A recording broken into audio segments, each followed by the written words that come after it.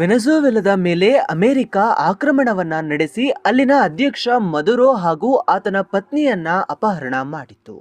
ಇದಕ್ಕೆ ಜಾಗತಿಕವಾಗಿ ವಿರೋಧ ವ್ಯಕ್ತವಾಗಿ ಹೋರಾಟಗಳು ಸಹ ನಡೆದಿದ್ದವು. ಸಾಮ್ರಾಜ್ಯಶಾಹಿ ಅಮೆರಿಕ ವೆನೆಜುವೆಲಾ ಮೇಲೆ ಯಾಕೆ ದಾಳಿ ನಡೆಸಿತು ಎಂಬುದರ ಕುರಿತು ಚಿಂತಕ GN ನಾಗರಾಜ್ ಮಾತನಾಡಿದ್ದಾರೆ. ಈಗ ಅದು ಪೆಟ್ರೋಲ್ ಬಗ್ಗೆ ಅಂತ ಎಲ್ರಿಗೂ ಗೊತ್ತಿದೆ. ನಾನು ಅದ್ರ ಬಗ್ಗೆ ವಿವರಿಸಬೇಕಾದ ಅಗತ್ಯ ಇಲ್ಲ. ಇಡೀ ಜಗತ್ತಿನಲ್ಲಿ ಅತ್ಯಂತ ದೊಡ್ಡ ಪೆಟ್ರೋಲ್ ಸಂಪತ್ತಿರುವಂಥ ಪೆಟ್ರೋಲಿಯಂ ಸಂಪತ್ತಿರುವಂಥ ದೇಶ ಅದು. ಹಂಗಾಗಿ ಪೆಟ್ರೋಲ್ಗೋಸ್ಕರನೇ ಮಾಡೋದು.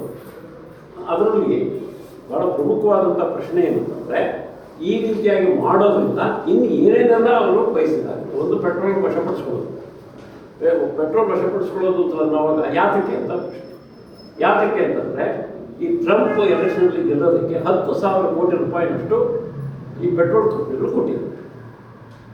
ಈ ಅಧಿಕಾರಕ್ಕೆ ಬರೋ ಮೊದಲು ಅವನು ಈ ಪೆಟ್ರೋಲ್ ಕಂಪ್ನಿಗಳನ್ನೆಲ್ಲರೂ ಕೂಡ ಸೇರಿಸಿ ಒಂದು ಮೀಟಿಂಗ್ ಮಾಡಿ ಅವ್ರ ಹತ್ರ ಫಂಡ್ ರೈಸ್ ಮಾಡ್ತಾರೆ. ಆಗ $1 ಬಿಲಿಯನ್, $1 ಬಿಲಿಯನ್ ಅಂದರೆ ಭಾರಿ ದೊಡ್ಡ ಸಂಖ್ಯೆ ಅಲ್ವಾ. 10,000 ಕೋಟಿ ರೂಪಾಯಿ ಈಗ ಸರ್, ಅಥವಾ 9,000 ಕೋಟಿ ರೂಪಾಯಿ ಆಗುತ್ತೆ ಅಂತ ಇಟ್ಕೊಬೋದು. 9,000 ಕೋಟಿ ರೂಪಾಯಿನಷ್ಟು ಅವ್ರಿಗೆ ಎಲೆಕ್ಷನ್ ಖರ್ಚಿಗೆ ದುಡ್ಡು ಕೊಟ್ಟಾಗ ಅವ್ರ ಋಣವನ್ನು ತೀರಿಸ್ಬೇಕು. ಅದು ಒಂದು ಮುಖ್ಯವಾದಂಥ ಅಂಶ. ಮತ್ತು ಅದ್ರ ಜೊತೆಯಲ್ಲಿ ವೆನಿಜುವೆಲಾದ ಪೆಟ್ರೋಲ್ ಈಗ ಕ್ಯೂಬಾಕ್ಕೆ ಭಾರಿ ದೊಡ್ಡ ಪ್ರಮಾಣದಲ್ಲಿ ಜೀವದಾಯಿ ಅಂದರೆ ಅವರಿಗೆ ಸಿಗಬೇಕಾದ ಪೆಟ್ರೋಲ್ ಎಲ್ಲವೂ ಕೂಡ ಸಿಗ್ತಿದ್ದು ವೆನಿಜುವೆಲಾದಿಂದ. ಯಾಕೆಂದರೆ ಬೇರೆ ಯಾವ ದೇಶನೂ ಕೂಡ ಕ್ಯೂಬಾಕ್ಕೆ ಪೆಟ್ರೋಲ್ ಮಾಡೋಕ್ಕೆ ಅಮೆರಿಕ ಬಿಡ್ತಾ ಇದೆ. ಹೀಗಾಗಿ ಕ್ಯೂಬಾವನ್ನು ಇದು ಮಾಡಬೇಕು, ಕ್ಯೂಬಾಕ್ಕೆ ಆ ಪೆಟ್ರೋಲನ್ನು ಬದಿಸ್ಬಿಡ್ಬೇಕು. ಬದಿಸ್ಬಿಡೋದು ಅಂದರೆ ಕ್ಯೂಬಾದಲ್ಲಿ ಯಾವ ಗಾಡಿನೂ ಓಡಾಡೋದು. ಇಡೀ ಕ್ಯೂಬಾದಲ್ಲಿ ಬೇಕಾಗಿರ್ತದೆ ಪೆಟ್ರೋಲು. ಹಾಗೆಯೇ ಸರಕು ಸಾಗಣೆ ವಾಹನಗಳು, ಆಹಾರ ಸಾಗಣೆ ವಾಹನಗಳು, ರೈಲುಗಳು, ಮತ್ತೊಂದು ಎಲ್ಲವನ್ನು ನಿಲ್ಲಿಸ್ಬಿಡೋದ್ರ ಮೂಲಕ ಕ್ಯೂಬಾ ಮಂಡಿ ಬಿಡೋದು. ಆ ರೀತಿಯಾಗಿ ಮಾಡಬೇಕು ಅನ್ನೋದು ಭಾರಿ ದೊಡ್ಡ ಇದು ಅಮೆರಿಕದ ಗುರಿ. ಅದರಿಂದಾಗಿ ಅದು ಒಂದು ಇದರಿಂದ ಸಾಧ್ಯ ಆಗುತ್ತೆ ಅನ್ನೋದು. ಅದ್ರ ಜೊತೆಯಲ್ಲಿ ಅಲ್ಲಿಂದ ಇನ್ನು ಪೆಟ್ರೋಲ್ ಯಾರು ಹೋಗ್ತಿತ್ತು ಅಂದರೆ ಅತಿ ಹೆಚ್ಚು ಹೋಗ್ತಿದ್ದು ರಷ್ಯಾ ಮತ್ತು ಚೀನಾ. ಹೀಗಾಗಿ ಮುಖ್ಯವಾಗಿ ಚೀನಾ ಅದನ್ನು ಕೂಡ ನಿಲ್ಲಿಸ್ಬಿಡ್ಬೇಕು ಪೂರ್ತಿ. ಅದನ್ನು ಕೂಡ ನಿಲ್ಲಿಸ್ಬಿಟ್ರೆ ಚೀನಾನು ಕೂಡ ಪೆಟ್ರೋಲ್ ಇದ್ದೇನೆ ಒದ್ದಾಡ್ತದೆ, ಬೇರೆ ಕಡೆಯಿಂದ ಇದ್ದು ಹೆಚ್ಚು ಬೆಲೆ ಒಳಗೆ ತಗೋಬೇಕಾಗತ್ತೆ. ಇಂಥವೆಲ್ಲರೂ ಕೂಡ ಮಾಡಬೇಕು ಅಂತ. ಹೀಗಾಗಿ ಅದು ಒಂದು ಬರೀ ಪೆಟ್ರೋಲ್ನ ಹಿಡ್ಕೊಳ್ಳೋದ್ರ ಮೂಲಕನೇ ಇಷ್ಟೆಲ್ಲರೂ ಕೂಡ ಮಾಡೋಕ್ಕೆ ಸಾಧ್ಯ ಆಗುತ್ತೆ ಅಂತ ಒಂದು ಇದು ಯೋಚನೆ. ಕ್ಯೂಬಾ ಮತ್ತು ಬೇರೆ ದೇಶಗಳನ್ನ ಅವರು ತಮ್ಮ ಹಿಡಿದು ತಗೊಳ್ಳೋಕ್ಕೆ, ತಮ್ಮ ಮಾತುಗಳು ಮಾಡ್ಕೊಳ್ಳೋಕ್ಕೆ ಅನುಕೂಲ. ನೆಕ್ಸ್ಟು ಇನ್ನು ಇದೇನೆಂದರೆ, ಇಡೀ ಲ್ಯಾಟಿನ್ ಅಮೆರಿಕಾದಲ್ಲಿ ಭಾರಿ ದೊಡ್ಡ ಪ್ರಮಾಣದಲ್ಲಿ ಚೀನಾ ಇವತ್ತು ಚೀನಾದ ಜೊತೆಯಲ್ಲಿ ವ್ಯಾಪಾರ ವ್ಯವಹಾರ ಬೆಳೆದಿದೆ. ಮತ್ತು ಎಷ್ಟೋ ದೇಶಗಳಿಗೆ ಅತಿ ಹೆಚ್ಚು ಇದನ್ನು ವ್ಯವಹಾರ ಇಟ್ಕೊಂಡ್ಬರೋದು ಚೀನಾ. ಕೊಂಡ್ಕೊಳ್ಳೋದಾಗಲಿ ಮಾರೋದಾಗಲಿ ಆ ಮತ್ತು ರಸ್ತೆಗಳು ಕೂಡ ಅತಿ ಹೆಚ್ಚು ವ್ಯವಹಾರ ಇಟ್ಕೊಳ್ಳೋದು ಚೀನಾ. ಅಂದರೆ ನಂಬರ್ 1 ಅಂತಲ್ಲ, ಇಂಡಿಯಾಗೂ ಕೂಡ ನಂಬರ್ 1 ಚೀನಾನೇ ಇರೋದು. ಕೆಲವು ತಿಂಗಳು ಅಮೇರಿಕ ಬರುತ್ತೆ ಮತ್ತು ಮುಂದೆ ಚೀನಾನೇ ಮತ್ತೆ ಅನ್ನೋಂಗೆ ಇರ್ತದೆ. ಹಾಗಾಗಿ ಆ ರೀತಿಯಾಗಿ ನಂಬರ್ 1 ಚೀನಾ ಆಗಿದೆ ಚೀನಾ. ಅದನ್ನು ತಪ್ಪಿಸ್ಬೇಕು. ಅದನ್ನು ತಪ್ಪಿಸ್ಬಿಟ್ಟು ಪೂರ್ತಿಯಾಗಿ ಅದನ್ನು ಅಮೇರಿಕದ ಮಾರ್ಕೆಟ್ನಾಗಿ ಇಟ್ಕೊಂಡು, ಅಮೇರಿಕದ ಹಿಟ್ಲಾಗಿ ಅದನ್ನೇ ಮನ್ರೋ ಡಾಕ್ಟ್ರಿನ್ ಅಂತ 200 ವರ್ಷಗಳ ಹಿಂದೆ ಮನ್ರೋ ಅನ್ನೋಂಥ ಒಬ್ಬ ಅಧ್ಯಕ್ಷ ಅಲ್ಲಿ ಹೇಳಿದ್ದು ಏನಂದರೆ, ಆ ಲ್ಯಾಟಿನ್ ಅಮೇರಿಕಾದ ಜೊತೆಲಿ ಇರುವಾಗ ಜರ್ಮನಿ ಮತ್ತು ಫ್ರಾನ್ಸು, ಬ್ರಿಟನ್ನು ಭಾಳಷ್ಟು ವ್ಯವಹಾರ ಮಾಡ್ತಿದ್ರು. ಅದನ್ನು ತಪ್ಪಿಸ್ಬೇಕು ಅಂತ ಹೇಳ್ಬಿಟ್ಟು ಅಮೇರಿಕದಿಂದ ಮಾತ್ರ ತಗೋಬೇಕು, ಅಮೇರಿಕದಿಂದ ಮಾತ್ರನೇ ಮಾಡಬೇಕು, ಇನ್ನು ಬೇರೆ ಯಾರನ್ನು ಹೊರಗಡೆ ಬರಬಾರ್ದು ಅನ್ನೋಂಥ ಇದನ್ನು 200 ವರ್ಷದಿಂದ ಇದು. ಈಗ ಟ್ರಂಪ್ ಅದನ್ನು ಅದೇನು ಎಂಥದ್ದು ಮೊನ್ರೋ ಡಾಕ್ಟ್ರಿನಲ್ಲ, ಡಾನ್ರೋ ಡಾಕ್ಟ್ರಿನ್ ಅಂತ ಹೇಳೋದು. ಡಾನ್ ಟ್ರಂಪ್ ಅನ್ನೋನು ಡಾನ್, ಇವಾಗ ಡಾನ್ರೋ ಡಾಕ್ಟ್ರಿನ್ ಅಂತ ಇದು ಮಾಡಿದ್ದಾರೆ. ಮತ್ತು ಅದ್ರ ಜೊತೆಯಲ್ಲಿ ವಿಪರೀತವಾಗಿ ಈ ಇದನ್ನು ಹೆಂಗಿದ್ರು ವೆನಿಜುವೆಲಾ ಹಿಂಗೆ ಮಾಡಿ ಯಶಸ್ವಿ ಆಗ್ಬಿಟ್ಟಿದ್ದೀವಿ, ಅದನ್ನು ಬೇರೆ ದೇಶಗಳನ್ನೇ ಹೆದರಿಸ್ಬೇಕು, ಹೆದರಿಸಿ ನಮಗೆ ಶರಣಾಗಮ ಮಾಡ್ಕೋಬೇಕು ಅಂತ ರೀತಿಯಲ್ಲಿ ಅವನು ಹಲವಾರು ದೇಶಗಳ ಹೆಸರು ಹೇಳ್ತಾರೆ. ಅದರಲ್ಲಿ ಭಾಳ ಮುಖ್ಯವಾಗಿ ಗ್ರೀನ್ಲ್ಯಾಂಡು ವಶಪಡಿಸ್ಕೋಬೇಕು ಅಂತ, ಮತ್ತು ಹಾಗೇನೇ ಕೊಲಂಬಿಯಾ, ಮೆಕ್ಸಿಕೋ ಈ ಎಲ್ಲ ದೇಶಗಳನ್ನು ವಶಪಡಿಸ್ಕೋಬೇಕು ಅಂತ ಅಂತ ಮಾತುಗಳನ್ನ ಆಡ್ತಿದ್ದಾನೆ.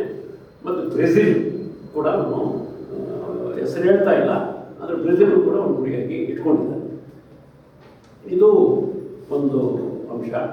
ಮತ್ತು ಅದ್ರ ಜೊತೆ ಒಳಗಡೆ ಅವನು ಕೆನಡಾ ಅಧಿಕಾರಕ್ಕೆ ಬಂದ ಕೂಡಲೇ ಕೆನಡಾನು ನಾನು ಅಮೆರಿಕ ಸಂಯುಕ್ತ ಸಂಸ್ಥಾನದ 51ನೇ ರಾಜ್ಯವನ್ನಾಗಿ ಮಾಡ್ಬಿಡ್ತೀನಿ. 50 ರಾಜ್ಯ ಇರೋದು ಅಮೆರಿಕದಲ್ಲಿ.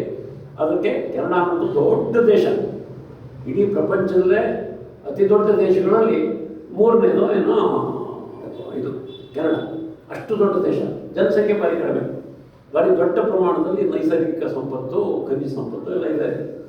ಕಾಡು ಅಂದರೆ ಕಾಡು ಇಡೀ ಕೆನಡಾ ಅಂತ ಅದನ್ನು ವಶಪಡಿಸ್ಕೊಳ್ಬೇಕು ಅಂಥೇಳಿ ಇವನು ಲೆಕ್ಕ ಹಾಕ್ತಿದ್ದಾನೆ ಅವರಿಂದ. ಹಾಗಾಗಿ ಆ ದಾಹ ಹೆಚ್ಚು, ನಾನು ಅದನ್ನು ತೊಗೊಂಡ್ಬಿಡ್ಬೇಕು, ಇದನ್ನು ತೊಗೊಂಡ್ಬಿಡ್ಬೇಕು, ಇದನ್ನು ವಶಪಡಿಸ್ಕೊಳ್ಬೇಕು, ಇದು ನನ್ನ ದೇಶಕ್ಕೆ ಸೇರಬೇಕು ಅಂತ ದಾಹ ಇದೆಯಲ್ಲ, ಆ ದಾಹವನ್ನು ನಾವು ಕಾಣ್ತಾ ಇದ್ದೀವಿ. ಮತ್ತು ಇವೆಲ್ಲನೂ ಈ ವೆನೆಜುವೆಲಾದ ಮೇಲಿನ ದಾಳಿ ಅನ್ನೋದು ಅದು ಕೇವಲ ದೇಶಗಳ ಮೇಲೆ ಮಾತ್ರಲ್ಲ, ಇದೇ ದೇಶಗಳನ್ನ ವಶಪಡಿಸ್ಕೋಬೇಕು ಅಂದರೆ ವಿಶ್ವದ ಒಳಗಡೆ ಈಗ ಇರುವಂಥ ನಿಯಮಗಳಿರ್ತವೆ, ಅದನ್ನೆಲ್ಲ ಕೂಡ ರದ್ದುಪಡಿಸಬೇಕು. ವಿಶ್ವಸಂಸ್ಥೆನೇ ರದ್ದುಪಡಿಸಬೇಕು ಅಥವಾ ನಿಷ್ಪ್ರಯೋಜಕ ಮಾಡಬೇಕು. ಈಗಾಗಲೇ ಟ್ಯಾರಿಫ್ ಯುದ್ಧ ಅಂತಂದ್ಬಿಟ್ಟು ಇವಾಗ ಏನು ಮಾಡ್ತಾ ಬಂದಿದ್ದಾರೆ 2 ವರ್ಷದಿಂದ. ಟ್ಯಾರಿಫ್ ಯುದ್ಧದ ಪರವಾಗಿ WTO ಅನ್ನೋಂಥ ಒಂದು ಸಂಸ್ಥೆ ಏನಿದೆ, ಅಂತಾರಾಷ್ಟ್ರೀಯ ಸಂಸ್ಥೆ, ವರ್ಲ್ಡ್ ಟ್ರೇಡ್ ಆರ್ಗನೈಸೇಷನ್, ಅದು ನಿಷ್ಪ್ರಯೋಜಕ ಆಗಿಬಿಡ್ತದೆ. ಯಾವಾಗ ಟ್ಯಾರಿಫ್ ಯಾವಾಗ ಶುರು ಮಾಡಿದ ಅದು ನಿಷ್ಪ್ರಯೋಜಕ ಆಗುತ್ತೆ, ಅಂದರೆ ಕೆಲಸಕ್ಕೆ ಬರ್ತಂಥ ಇದು ಆಗುತ್ತೆ. ಈಗ ವಿಶ್ವಸಂಸ್ಥೆಯೂ ಕೂಡ ಅದೇ ರೀತಿ ಕಸರತ್ತಿಗೆ ಹಾಕುವಂಥ ಒಂದು ಯೋಚನೆ ನಮಗೆ ಇದೆ.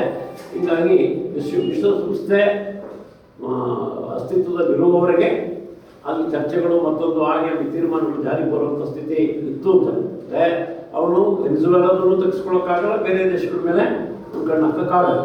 ಅದರಿಂದಾಗಿ ವಿಶ್ವಸಂಸ್ಥೆಯನ್ನು ನಿಷ್ಪ್ರಯೋಜಕ ಮಾಡಬೇಕು ಅನ್ನೋದು ಅವನ ಉದ್ದೇಶ ಇದೆ ಅನ್ನೋದು ಅವನು ಅದೇ ರೀತಿಯೇ ಆಡ್ತಿರೋ ಮಾತು. ಮತ್ತು ವಿಶ್ವಸಂಸ್ಥೆಯ ಅಂಗಸಂಸ್ಥೆಗಳು 31 ಅಂಗಸಂಸ್ಥೆಗಳಿಂದ ಅಮೇರಿಕವನ್ನು ವಾಪಸ್ಸು ತಗೊಂಡಿದ್ದಾರೆ. ಅಮೇರಿಕ ವಾಪಸ್ ಆಗಬೇಕು, ಅಮೇರಿಕ ಹಿಂತೆಗೆಯಬೇಕು ಅಂದ್ಬಿಟ್ಟು ಆ ಸಂಸ್ಥೆಗಳ ಸದಸ್ಯತ್ವ ಆಗಿದ್ದಂಥ ಅಮೇರಿಕ ಮತ್ತು ಅದಕ್ಕೆ ಅವರು ಪ್ರತಿ ವರ್ಷವೂ ಕೂಡ ಇದನ್ನು ಫಂಡ್ ಕೊಡಬೇಕು. ಆ ಫಂಡನ್ನು ವಾಪಸ್ ತಗೊಂಡ್ಬಿಟ್ಟು ಆ ಸಂಸ್ಥೆಗಳಿಂದಲೂ ಅವನು ರಾಜಕಾರಣ ಹೋಗ್ತಿದ್ದಾನೆ. 31 ಸಂಸ್ಥೆಗಳು ಮತ್ತು ಅದ್ರ ಜೊತೆಯಲ್ಲಿ ಇನ್ನು 35 ಬೇರೆ ಅಂತಾರಾಷ್ಟ್ರೀಯ ಸಂಸ್ಥೆಗಳು, ಒಟ್ಟು 66 ಸಂಸ್ಥೆಗಳಿಂದ ವಾಪಸ್ಸು ಹೋಗಿದ್ದಾರೆ. ಅಂದರೆ ಅಂತಾರಾಷ್ಟ್ರೀಯ ಒಂದು ಚರ್ಚೆ ಮತ್ತು ಒಪ್ಪಂದಗಳು, ಅಂತಾರಾಷ್ಟ್ರೀಯ ನಿಯಮಗಳು ಏನಿತ್ತು ಅದನ್ನೆಲ್ಲವನ್ನು ಕೂಡ ಪೂರ್ತಿಯಾಗಿ ಇಲ್ಲದಂಗೆ ಮಾಡಬೇಕು. ಅವಾಗ ಇಲ್ಲದಂಗೆ ಮಾಡಿದ್ರೆ ಮಾತ್ರ ನಾನು ಹೇಳಿದ್ದೆ ಜಗತ್ತಿನಲ್ಲಿ ಅಂತೇಳಿ ನಡೆಯೋಕ್ಕೆ ಸಾಧ್ಯ ಆಗೋದು ಅಂತ ಅನ್ನೋದು ಅವನ ಉದ್ದೇಶ. ಹೀಗಾಗಿ ಅದೆಲ್ಲವೂ ಕೂಡ ಇದ್ರ ಜೊತೆಯಲ್ಲಿ ಅಡಗಿದೆ ಮತ್ತು ಇದ್ರ ಜೊತೆಯಲ್ಲಿ ನಡೀತಾ ಇದೆ ಅಂತಂದು ನಾವು ಗಮನಿಸಬೇಕಾದ ವಿಷಯ. ಮತ್ತು ಇನ್ನೊಂದು ಬಹಳ ಮುಖ್ಯವಾದಂಥದ್ದು ಡಾಲರ್ ಬೆಲೆ. ಆ ಡಾಲರ್ ಬೆಲೆದು ಕೂಡ ಹೆಂಗೆ ಅಂತಂದರೆ, ಆ ಡಾಲರ್ನ ಬೆಲೆಯ ಆಧಾರದ ಮೇಲೇ ಇವತ್ತು ಅಮೇರಿಕಾ ಭಾರಿ ದೊಡ್ಡ ಪ್ರಮಾಣದಲ್ಲಿ ಅದರ ಆರ್ಥಿಕತೆ ನಿಂತಿರೋದು ಮತ್ತು ಅದು ದೊಡ್ಡ ಮಿಲಿಟರಿ ಶಕ್ತಿಯಾಗಿರೋದು ಕೂಡ ಈ ಡಾಲರ್ ಬೆಲೆಯ ಆಧಾರದ ಮೇಲೆ. ಡಾಲರ್ ಬೆಲೆಯ ಆಧಾರದ ಮೇಲೆ ಅಂತಂದರೆ ನಿಮಗೆಲ್ಲರಿಗೂ ಕೂಡ ಗೊತ್ತಿದೆ. ಈಗ ಯಾವುದೇ ಹೊರ ದೇಶಕ್ಕೆ ಹೋಗ್ಬೇಕು ಅಂದ್ರೆ ಫಸ್ಟ್ ಡಾಲರ್, ಎಷ್ಟು ಡಾಲರ್ ಇದೆ ನಿನ್ನ ಹತ್ರ, ಯಾವುದೇ ಭಾರತ ಬಿಟ್ಟು ಹೊರಗಡೆ ಹೋಗ್ಬೇಕು ಅಂತಂದ್ರೆ ಎಷ್ಟು ಡಾಲರ್ ಇದೆ ನಿನ್ನ ಹತ್ರ ಅಂತ. ಹೀಗಾಗಿ ಹೋಗೋದಕ್ಕೆ ಮೊದಲು ಏನಾದರೂ ಮಾಡಿ ಒಂದಷ್ಟು ಡಾಲರ್ನ ತಗೊಳ್ಳೋಣ, ಕಾನೂನುಬದ್ಧವಾಗಿ ಸಿಗುವಂಥ ಡಾಲರ್ ತಗೊಳ್ಳೋಣ, ಕಾನೂನು ಬಿಟ್ಟು ಏನೆಲ್ಲ ಸಿಗುತ್ತೋ ಅದನ್ನು ತಗೊಂಡು ಇಟ್ಕೊಂಡು ಹೋಗೋಣ ಅಂತೇಳಿ ಯೋಚನೆ ಮಾಡ್ತಾರೆ. ಯಾಕೆಂದರೆ ಇಡೀ ಪ್ರಪಂಚದ ಕರೆನ್ಸಿ ಆಗಿದೆ. ಆ ಡಾಲರ್ ಬೆಲೆ ಅದೇನಾದರೂ ಕುಸಿದು ಹೋಯಿತು ಅಂದರೆ ಅದು ವಿಶ್ವದ ಕರೆನ್ಸಿ ಅಲ್ಲ ಅನ್ನೋಂಥ ಪರಿಸ್ಥಿತಿ ಬಂದರೆ ಆಗ ಅಮೇರಿಕದ ಶಕ್ತಿ ಭಾಳಷ್ಟು ಕುಗ್ಗತ್ತೆ. ಅವರಿಗೆ ಈ ಮಿಲಿಟ್ರಿಗೆ ಬೇಕಾದಂಥ ಹಣ ಸಿಗಲ್ಲ, ಅವರ ದೇಶ ನಡೆಸೋಕ್ಕೆ ಬೇಕಾದಂಥ ಹಣ ಕೂಡ ಸಿಗಲ್ಲ. ಅದರಿಂದಾಗಿ ಆ ಡಾಲರ್ ಏನಿದೆ ಆ ಡಾಲರ್ ಮೂಲಕ ಪೆಟ್ರೋಲ್ ವ್ಯವಹಾರ ಏನು ಪ್ರಪಂಚದಲ್ಲಿ ನಡೆಯುತ್ತೆ ಅದೆಲ್ಲವೂ ಕೂಡ ಡಾಲರ್ ಮೂಲಕ ನಡೆದ್ರೆ ಮಾತ್ರನೇ ಡಾಲರ್ ಬೆಲೆ ಜಾಸ್ತಿ ಇರೋದು. ಅದಕ್ಕೆ ಪೆಟ್ರೋಲ್ ಡಾಲರ್ ವ್ಯವಸ್ಥೆ ಅಂತ ಕರೀತಾರೆ. ಅದನ್ನು ಯಾವ್ಯಾವ ಧಿಕ್ಕರಿಸಿದಾವೆ ಯಾವ ದೇಶಗಳು ಆ ಪೆಟ್ರೋಲ್ ಡಾಲರ್ ಇದನ್ನು ಅದನ್ನೆಲ್ಲದ್ರ ಮೇಲೆ ಅಮೇರಿಕ ದಾಳಿ ಮಾಡಿದೆ. ಇರಾಕ್, ಲಿಬಿಯಾ ಇದೆಲ್ಲವೂ ಕೂಡ ನಾವು ಡಾಲರ್ನಲ್ಲಿ ವ್ಯವಹಾರ ಮಾಡಲ್ಲ ಅಂತೇಳಿತ್ತು. ಅದನ್ನು ಅದನ್ನು ದಾಳಿ ಮಾಡಿದೆ.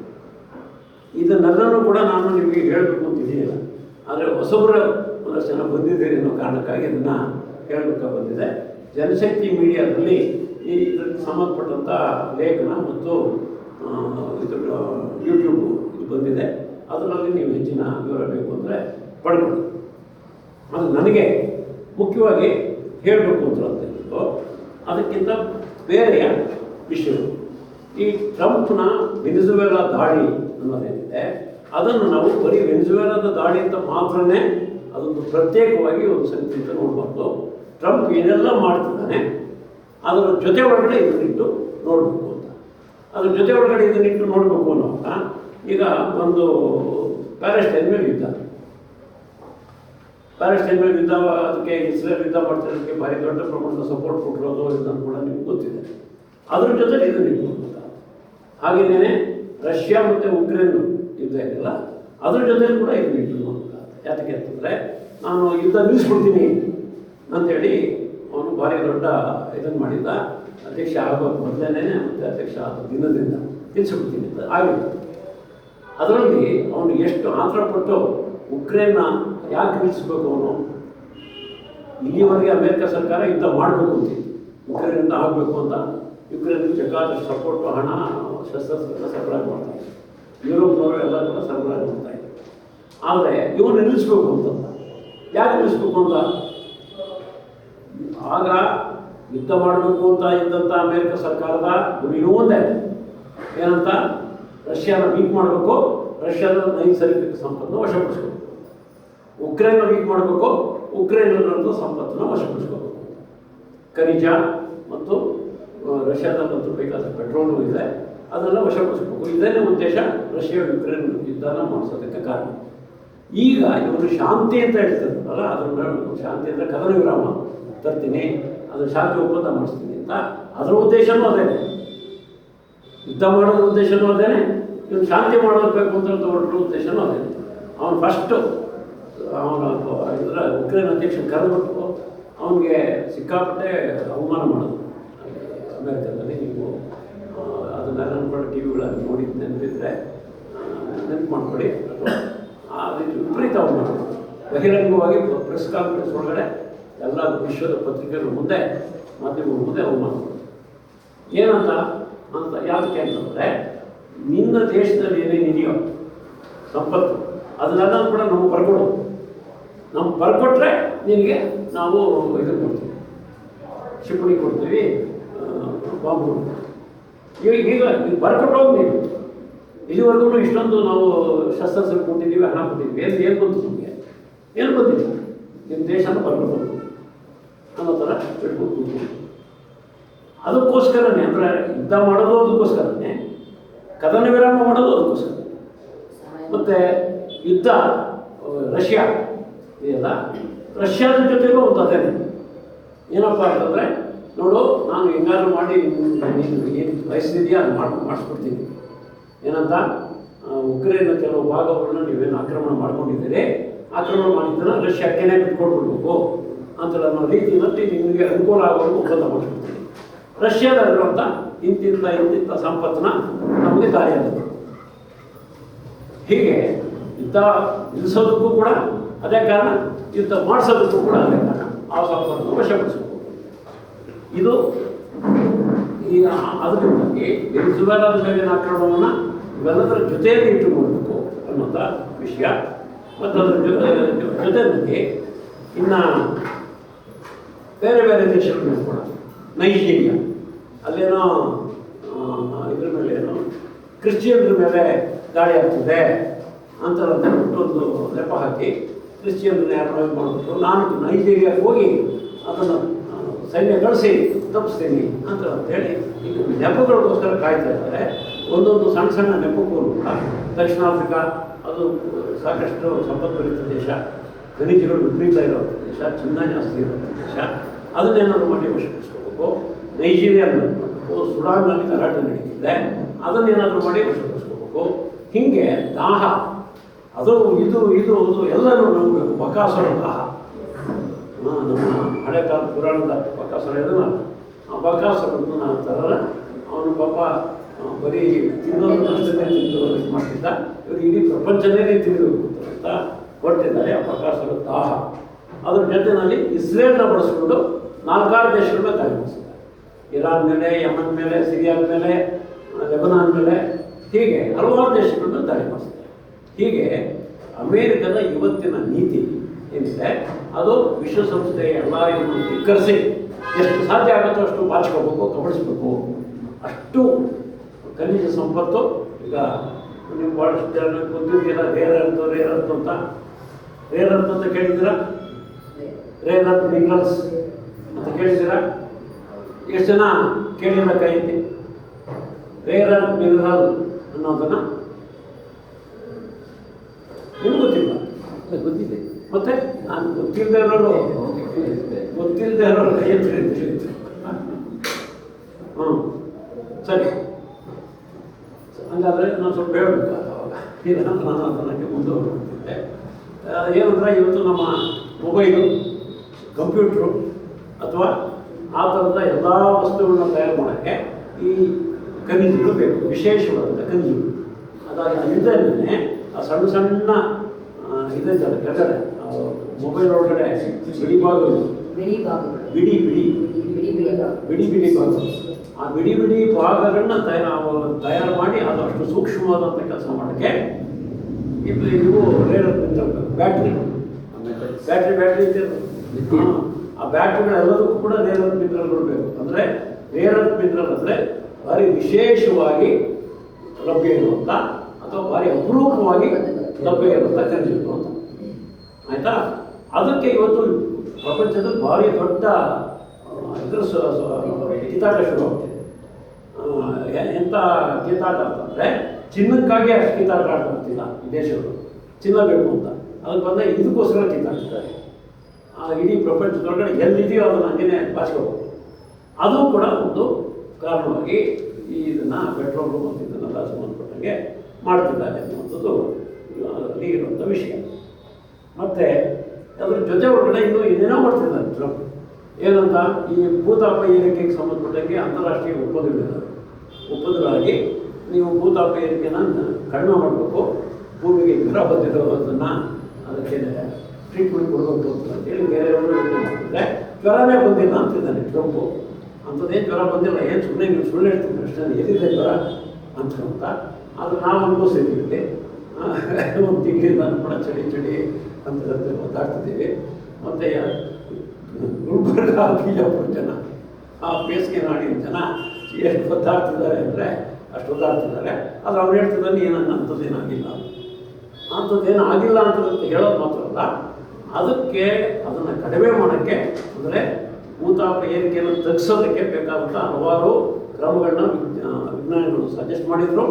ಅದನ್ನು ಇಡೀ ಪ್ರಪಂಚದ ಎಲ್ಲ ದೇಶಗಳನ್ನು ಕೂಡ ಪಾಲಿಸೋಕ್ಕೆ ಪ್ರಯತ್ನ ಮಾಡ್ತಿದ್ದಾರೆ. ಆದರೆ ಇವನು ಈ ಟ್ರಂಪ್ನ ಅಮೇರಿಕ, ಟ್ರಂಪ್ ಅಧಿಕಾರಕ್ಕೆ ಬಂದ ಮೇಲೆ ಅಂಥದ್ದೇನಿಲ್ಲ, ನಾನು ಅದನ್ನೇನು ಮಾಡಲ್ಲ ಅಂತ ಹೇಳ್ಬಿಟ್ಟು ಅದರಿಂದ ಆ ಒಪ್ಪಂದದಿಂದ ವಾಪಸ್ ಹೋಗ್ತಿದ್ದಾರೆ. ಆ ಸಂಸ್ಥೆಗಳಿತ್ತು, ಅಂತಾರಾಷ್ಟ್ರೀಯ ಸಂಸ್ಥೆಗಳು, ವಿಶ್ವಸಂಸ್ಥೆ, ಅಂಗ ಸಂಸ್ಥೆಗಳು, ಈ ವಾತಾವರಣ ಬದಲಾವಣೆ ಏನಿದೆ ಆ ವಾತಾವರಣ ಬದಲಾವಣೆಯ ಬಗ್ಗೆ ಇರುವಂಥ ಒಪ್ಪಂದದ ಸಂಸ್ಥೆಗಳು, ಅದರಿಂದ ಅವನು ಅಮೇರಿಕನ ವಾಪಸ್ ತಗೋಗ್ತಾನೆ. ಹೀಗಾಗಿ ಅದು ಕೂಡ ಇದಕ್ಕೆ ಸಂಬಂಧ ಇದೆ. ಯಾಕೆ? ಅದು ಕೂಡ ಪೆಟ್ರೋಲ್ ಸಂಬಂಧ ಇರೋದು. ಪೆಟ್ರೋಲು ಕಲ್ಲಿದ್ದಲಿಂದಲೇ ಈ ಭೂತಾಪ ಏರಿಕೆ ಜಾಸ್ತಿ ಆಗ್ತಿರೋದು. ಅದರಿಂದ ಪೆಟ್ರೋಲ್ ಕಲ್ಲಿದ್ದ ಇದನ್ನು ಬಳಕೆ ಕಡಿಮೆ ಮಾಡಬೇಕು. ಮತ್ತು ಸೂರ್ಯನ ಶಕ್ತಿ, ಗಾಳಿಯ ಶಕ್ತಿ ಮತ್ತು ಇನ್ನು ಬೇರೆ ಬೇರೆ ರೀತಿಯ ಶಕ್ತಿಗಳನ್ನ ಬಳಸಬೇಕು ಅಂತ ಇರೋದು. ಅದರಿಂದಾಗಿ ಆ ರೀತಿಯಾದಂಥ ಒಂದು ಇದನ್ನು ಮಾಡೋಕ್ಕೆ ಅವನು ವಿರೋಧವಾಗಿದ್ದಾನೆ. ಯಾಕೆಂದರೆ ಅದು ಪೆಟ್ರೋಲ್ ಕಂಪ್ನಿಗಳಿಗೆ ಮತ್ತು ಪೆಟ್ರೋಲಿಂದ ಬಳಸುವಂಥ ಮೋಟರ್ಗಳು ತಯಾರು ಮಾಡ್ತಾವಲ್ಲ, ಆ ಕಂಪ್ನಿಗಳಿಗೆ ದೊಡ್ಡ ಲಾಸ್ ಆಗುತ್ತೆ. ಅದರಿಂದ ನಾವು ವಿರೋಧ ಇಲ್ಲ. ಇವೆಲ್ಲವೂ ಕೂಡ ಒಂದೇ ರೀತಿಯ ಬೇರೆ ಬೇರೆ ಭಾಗಗಳು, ಗೊತ್ತಾಯ್ತಾ? ಅದರ ಕೈ, ಅದರ ಕಾಲು, ಅದರ ಕಣ್ಣು, ಅದರ ಮೂಗು ನಮಗೆ ಲೆಕ್ಕ ಒಂದೇ ರೀತಿ. ಏನು? ಪೆಟ್ರೋಲ್ ಕಂಪ್ನಿಗಳು ಭಾರಿ ದೊಡ್ಡ ಪ್ರಮಾಣದ ಲಾಭ ಮಾಡ್ಕೋಬೇಕು. ಪೆಟ್ರೋಲ್ನ ಬಳಸುವಂಥ ಎಲ್ಲ ಕೈಗಾರಿಕೆಗಳು ಮತ್ತು ವಾಹನಗಳ ತಯಾರಿಕೆ ಅವರು ಲಾಭ ಮಾಡ್ಕೋಬೇಕು ಅಂತ ಹೇಳೋದಕ್ಕೋಸ್ಕರನೇ ದಾಳಿನೂ ಅದೇ, ಇಸ್ರೇಲ್ಗೆ ಬೆಂಬಲನೂ ಅದೇ, ಉಕ್ರೇನ್ ಮತ್ತು ರಷ್ಯಾದ ಇದಕ್ಕೆ ಸಂಬಂಧಪಟ್ಟಂಥ ಯುದ್ಧದ ಪ್ರಶ್ನೆಯೂ ಅದೇ, ಮತ್ತು ಅದ್ರ ಜೊತೆಯಲ್ಲಿ ಈ ವಾತಾವರಣ ಅದೇ ಕಾರಣ. ಇದು ನಮಗೆ ಮುಖ್ಯವಾಗಿ ನಮಗೆಲ್ಲರೂ ಕೂಡ ಇದು ಬರಬೇಕು. ಮತ್ತು ಅಮೇರಿಕದಲ್ಲಿ ಪರಿಸರದ ಸಂಬಂಧಪಟ್ಟಂತೆ ಅನೇಕ ಕಾನೂನುಗಳಿವೆ. ಅಂದರೆ ಈ ಅಂತಾರಾಷ್ಟ್ರೀಯ ಒಪ್ಪಂದಗಳ ಅನುಗುಣವಾಗಿ ಅಮೇರಿಕದ ಒಳಗಡೆ ಈ ರೀತಿಯ ಪರಿಸರದ ಸಂರಕ್ಷಣೆ ಮಾಡಬೇಕು ಅಂತ ಕಾನೂನುಗಳಿವೆ. ಆ ಕಾನೂನುಗಳೆಲ್ಲ ರದ್ದು ಮಾಡ್ತಿದ್ದಾರೆ, ಭಾಳಷ್ಟು ರದ್ದು ಮಾಡಿಬಿಟ್ಟಿದ್ದಾನೆ. ಇನ್ನು ಯಾವುದೋ ಒಂದು 2-3 ಕೊಟ್ಟಿದ್ರೆ ಮುಂದಕ್ಕೆ ಮಾಡ್ತಾನೆ. ಆ ರೀತಿ ಅವನು ಆಗಲೇ ರದ್ದು ಮಾಡಿಬಿಟ್ಟು ನೀವು ಏನು ಬೇಕಾದ್ರೂ ಮಾಡಿದ್ರೆ ನಾನೇನು ಕೇಳಲ್ಲ. ಫ್ಯಾಕ್ಟ್ರಿಗಳವರು ಯಾವ ಇದನ್ನು ಮಾಡಬೇಕಾಗಿಲ್ಲ, ಯಾವ ಪರಿಸರವನ್ನು ಕೇರ್ ಮಾಡಬೇಕಾಗಿಲ್ಲ. ಮಾಡಿ ನೀವು ಏನು ಬೇಕಾದ್ರೂ ಹೊಗೆ ಬೇಕಾದಷ್ಟು ಬಿಡ್ರಿ, ಬೇಕಾದಷ್ಟು ನದಿಗೆ ಕಲ್ಮಶ ಬಿಡ್ರಿ, ನಾನೇನು ಕೇಳಲ್ಲ ಅನ್ನೋ ಥರ ಮಾಡ್ತಿದ್ದಾನೆ. ಮತ್ತು ಇದರ ಭಾಗವಾಗಿ ಇದರ ಮುಂದುವರೆದಾಗಿ ಈ ಟ್ಯಾರಿಫ್ ಯುದ್ಧ, ನೂರಾರು ದೇಶಗಳ ಮೇಲೆ ಟ್ಯಾರಿಫ್ ಯುದ್ಧ ಮಾಡ್ತಿದ್ದಲ್ಲ, ಅದು ಇದರ ಅದರ ಒಂದು ಭಾಗ. 100 ದೇಶಗಳ ಮೇಲೆ ಟ್ಯಾರಿಫ್ ಯುದ್ಧ ಮಾಡಿಬಿಟ್ಟಿದೆ ಹಿಟ್ಲರ್. ಆಗಲೇ ಹೇಳಿದ್ನಲ್ಲ, WTOನ ನಿಷ್ಪ್ರಯೋಜಕ ಮಾಡಿಸ್ಬಿಟ್ಟಿದ್ದಾರೆ ಅಂತ.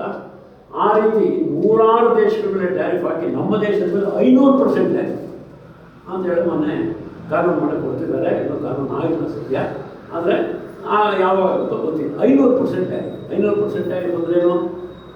500% ಟ್ಯಾರಿಫ್ ಅಂದರೆ ಇಂಡಿಯಾದಿಂದ ಅಮೇರಿಕಕ್ಕೆ ಹೋಗೋ ಯಾವುದೇ ವಸ್ತುನೂ ಕೂಡ ₹100 ಬೆಲೆ ಇತ್ತು ಅಂತಂದರೆ ಅದಕ್ಕೆ ₹500 ಬೆಲೆ ಮಾಡಬೇಕು.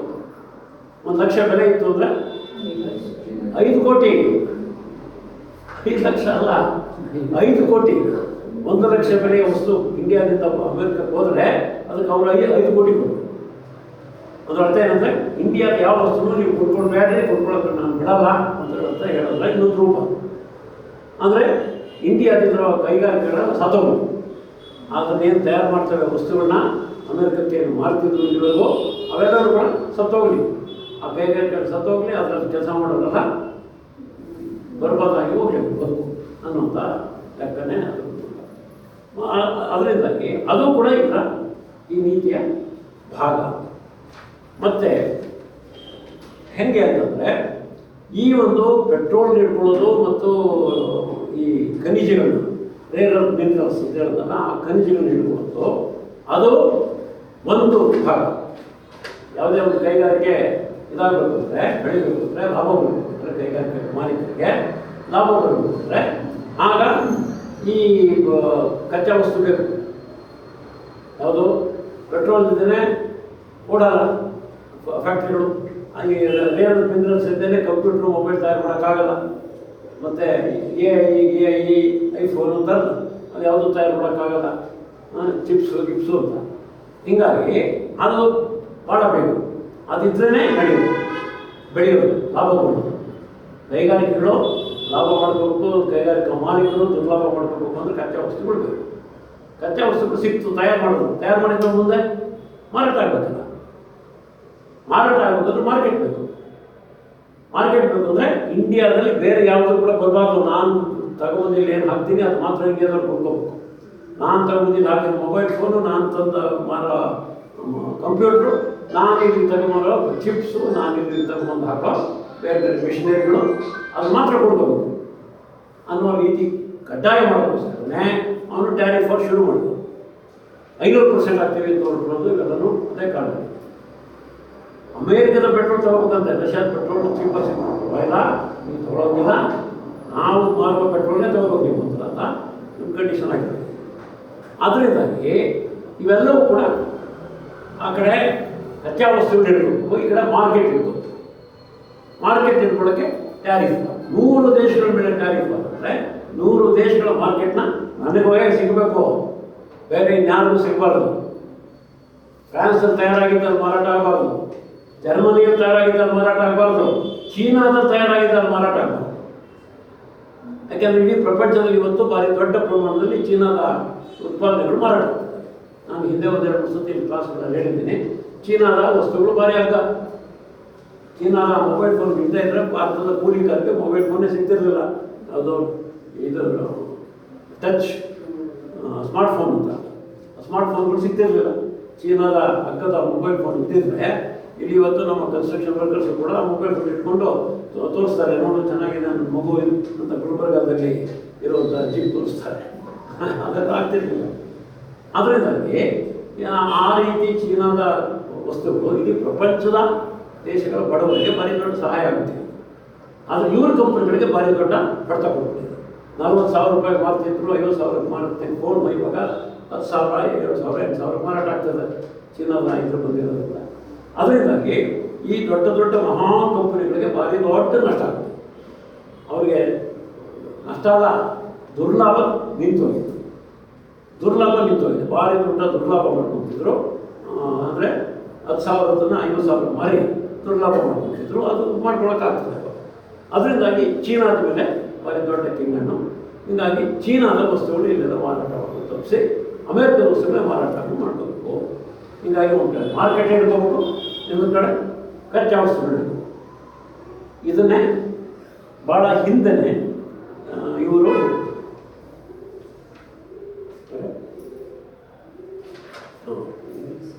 ಸರಿ ಭಾಳ ಹಿಂದೆನೇ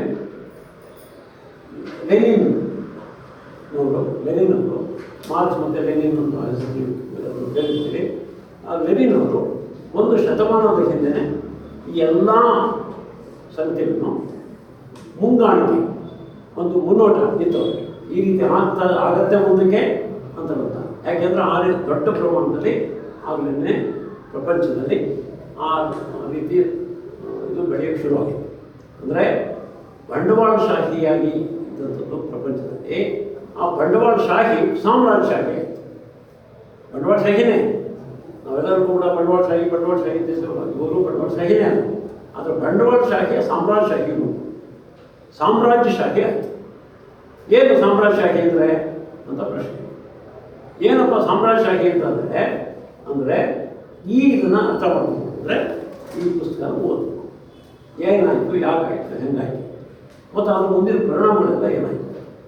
ಸಾಮ್ರಾಜ್ಯಶಾಹಿ ಅಂತಂದರೆ ಈ ಸಣ್ಣ ಸಣ್ಣ ಕಂಪನಿಗಳಾಗಿ ಇವಾಗ ಒಂದು ಕಾಲಕ್ಕೆ ಅಥವಾ ಇವಾಗಲೂ ಕೂಡ ನೀವು ಡೆಲ್ಲಿ ಕಡೆ ಏನಾದರೂ ಹೋದರೆ ಭಾಳ ಜನ ಡೆಲ್ಲಿಯಿಂದ ಬರುವಾಗ ವಾಪಸ್ಸು ಏನೇನೋ ತರ್ತಿರ್ತಾರೆ. ಡೆಲ್ಲಿನಲ್ಲಿ ಭಾರಿ ಚೀಪಾಗಿ ಸಿಕ್ತು ಅಂತ ಅಂದ್ಬಿಟ್ಟು ಫ್ಯಾನು ಅಥವಾ ಮಿಕ್ಸಿ, ಎಲೆಕ್ಟ್ರಿಕಲ್ ಗೂಡ್ಸು ಭಾಳ ತರ್ತಿರ್ತಾರೆ.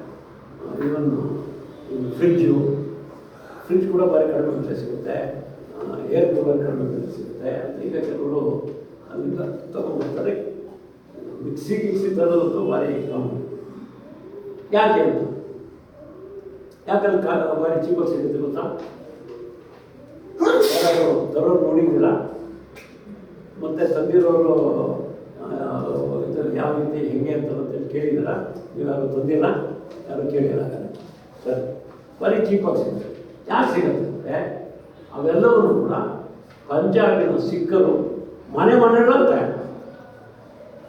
ಹೆಂಗೆ ಚೀನಾದಲ್ಲಿ ಈಗ ಇವೆಲ್ಲರೂ ಕೂಡ ಭಾರಿ ಚೀಪಾಗಿ ಸಿಕ್ಕಿಸ್ತೋ ಚೀನಾದ ವಸ್ತುಗಳು, ಅಲ್ಲಿ ಹಳ್ಳಿಗಳಲ್ಲಿ ತಯಾರು ಮಾಡ್ತಾರೆ.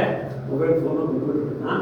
ಇಲ್ಲಿ ಕೂಡ ಈ ಎಲೆಕ್ಟ್ರಿಕಲ್ ಗೂಡ್ಸ್ನ ಅವರು ಕಂಪ್ಯೂಟರ್ ಮಾಡೋಕ್ಕಾಗಿಲ್ಲ ಇನ್ನು, ಅದಕ್ಕೆ ಚಿಪ್ಸ್ಗಳು ಬೇಕು. ಆದರೆ ಇದನ್ನು ಎಲೆಕ್ಟ್ರಿಕಲ್ ಗೂಡ್ಸ್ನ ಭಾರಿ ಚೀಪಾಗಿ ಮನೆಗಳಲ್ಲಿ ತಯಾರು ಮಾಡ್ತಾರೆ. ಅಲ್ಲಿ ಲೂಧಿಯಾನ ಮೊದಲಾದ ಇದರಲ್ಲಿ ಮನೆಗಳಲ್ಲಿ ತಯಾರು. ಆ ಮನೆಗಳಲ್ಲಿ ತಯಾರು ಮಾಡೋದ್ರಿಂದ ಭಾರಿ ಚೀಪಾಗಿ ಸಿಗುತ್ತೆ.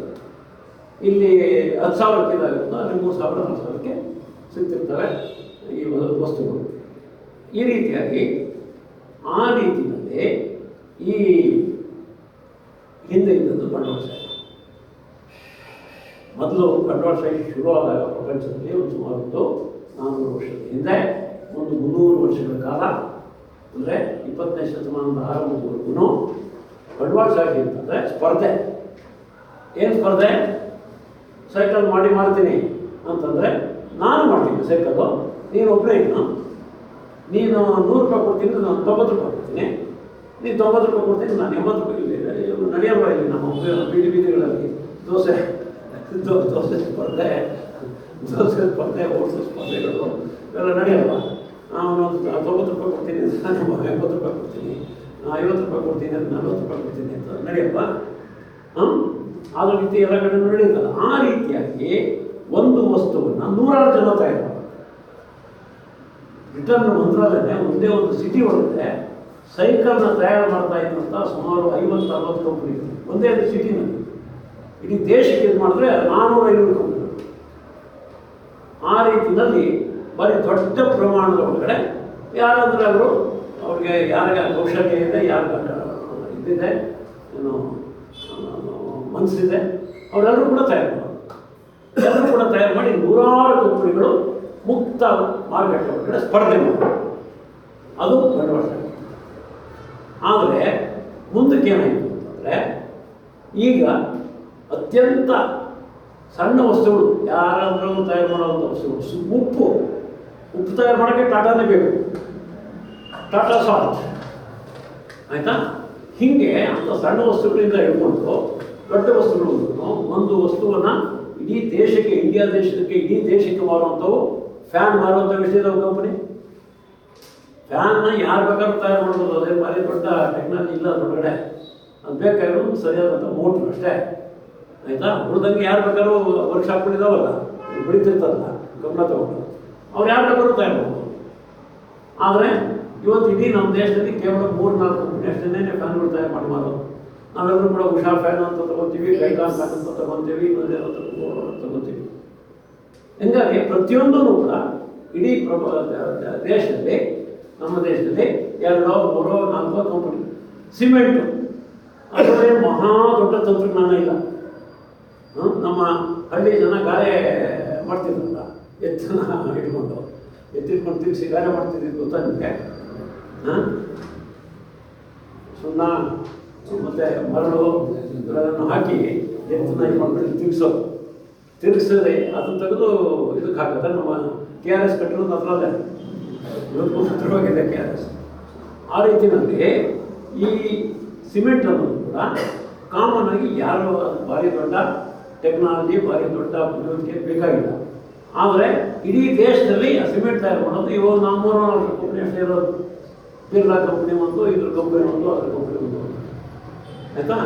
ಹೀಗೆ ಪ್ರತಿಯೊಂದು ವಸ್ತುನೂ ಕೂಡ ಕೇವಲ 4-5 ಕಂಪ್ನಿಗಳ ಕೈಗೆ ಸಿಗಬೇಕು. ಆ 4-5 ಕಂಪ್ನಿಗಳ ಕೈಗೆ ಸಿಗಾಕೊಂಡು ಇಡೀ ದೇಶ ಪೂರ್ತಿಯಾಗಿ ಅವ್ರು ಏನು ಬೆಲೆ ಇಟ್ಟರು ಆ ಬೆಲೆಗೆ ತಗೋಬೇಕು.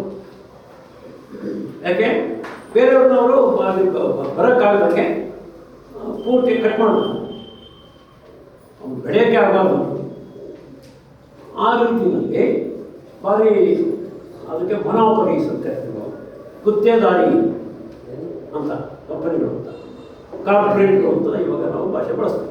ಕಾರ್ಪೊರೇಟ್ ಆ ರೀತಿ ದೊಡ್ಡ ಕಾರ್ಪೊರೇಟ್ಗಳಾಗಿ ಅದು ಈ ಬಂಡವಾಳಶಾಹಿ ಕೈಗಾರಿಕೆಗಳಿದೆ, ಕಾರ್ಪೊರೇಟ್ಗಳಾಗಿ ಬೆಳೆದ. ಹೀಗಾಗಿ ಇಡೀ ಪ್ರಪಂಚದಲ್ಲೇ 4-5 ಕಂಪ್ನಿಗಳ ಕೈನಲ್ಲಿ, ಇಡೀ ದೇಶದಲ್ಲ, ಇಡೀ ಪ್ರಪಂಚದಲ್ಲೇ 4-5 ಕಂಪ್ನಿಗಳ ಕೈನಲ್ಲಿ. ಈಗ ಚಿಪ್ಸು ಇವತ್ತು ಭಾರಿ ದೊಡ್ಡ ಪ್ರಮಾಣದಲ್ಲಿ ಡಿಮ್ಯಾಂಡ್ ಇರೋದು. ಆರ್ಟಿಫಿಷಿಯಲ್ ಇಂಟೆಲಿಜೆನ್ಸ್ ಬೇಕಾಗಿರೋಂಥ ಒಂದು ಹೈಯರ್ ಕಂಪ್ಯೂಟರ್ ಬೇಕಾಗಿರೋಂಥ ಚಿಪ್ಸು. ಆ ಚಿಪ್ಸು ಕೇವಲ 2-3 ಕಂಪನಿಗಳು. ಚೀನಾದ ಹತ್ರನೂ ಇಲ್ಲ, ಈಗ ಪ್ರಯತ್ನ ಮಾಡಿ ಅವರೊಂದಷ್ಟು ಚಿಪ್ಸ್ ತಯಾರು ಮಾಡಿ, ಹೈ ಲೆವೆಲ್ ಚಿಪ್ಸ್ ತಯಾರು ಮಾಡಿ ಬರ್ತಾ ಇದ್ದಾರೆ. ಇವ್ರಿಗೆ ಕೆಳಗಂಡು ಬಿಡ್ತಾ ಇದ್ದಾರೆ. ಅದ್ರ ಮೇಲೆ ಇರೋದು 2-3 ಕಂಪನಿ, ಯುರೋಪ್ನಲ್ಲೊಂದು, ಅಮೇರಿಕದಲ್ಲೊಂದು ಅನ್ನೋದು. ಆ ರೀತಿಯಲ್ಲಿ ಇಡೀ ಪ್ರಪಂಚದ ಒಳಗಡೆ ಯಾರು ಅದನ್ನು ಕೊಂಡ್ಕೊಂಡ್ರು ನನ್ನಿಂದಲೇ ಕೊಂಡ್ಕೋಬೇಕು, ನನಗೆ ಬರಬೇಕಾದ ಲಾಭ ನನಗೆ ಬರಬೇಕು. ಈ ಇದೆಯಲ್ಲ ನಮ್ಮ ಮೊಬೈಲ್ ಡೇಟಾ, ಕರೆನ್ಸಿ ಎಷ್ಟಿದ್ವು ಕಂಪ್ನಿಗಳು ನಮ್ಮ ದೇಶದಲ್ಲಿ? ಈಗ ಎಷ್ಟಿದ್ದಾವೆ?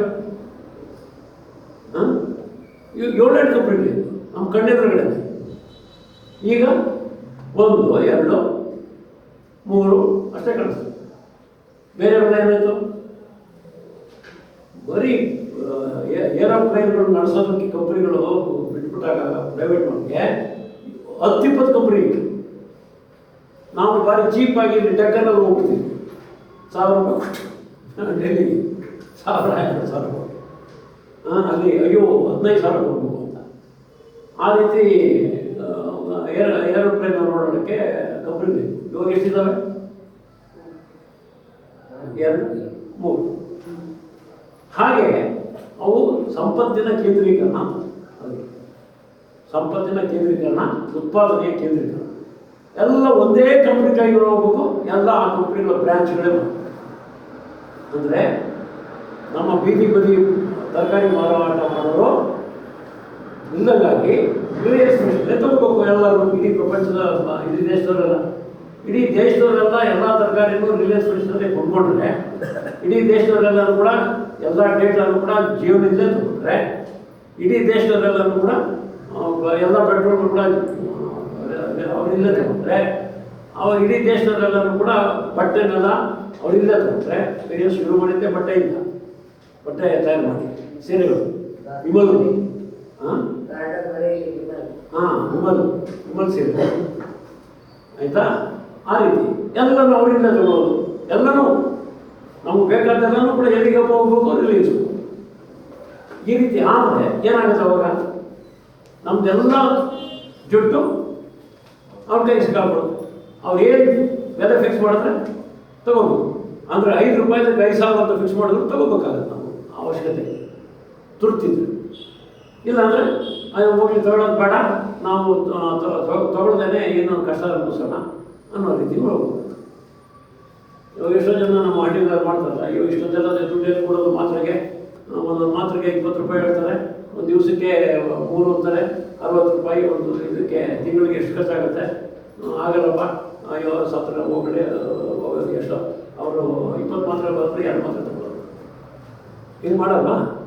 ಆ ಥರ ಅನುಭವಿಸ್ಬಿಡೋಣ ಅನ್ನೋ ರೀತಿಯಲ್ಲಿ ಇರಬೇಕಾಗತ್ತೆ.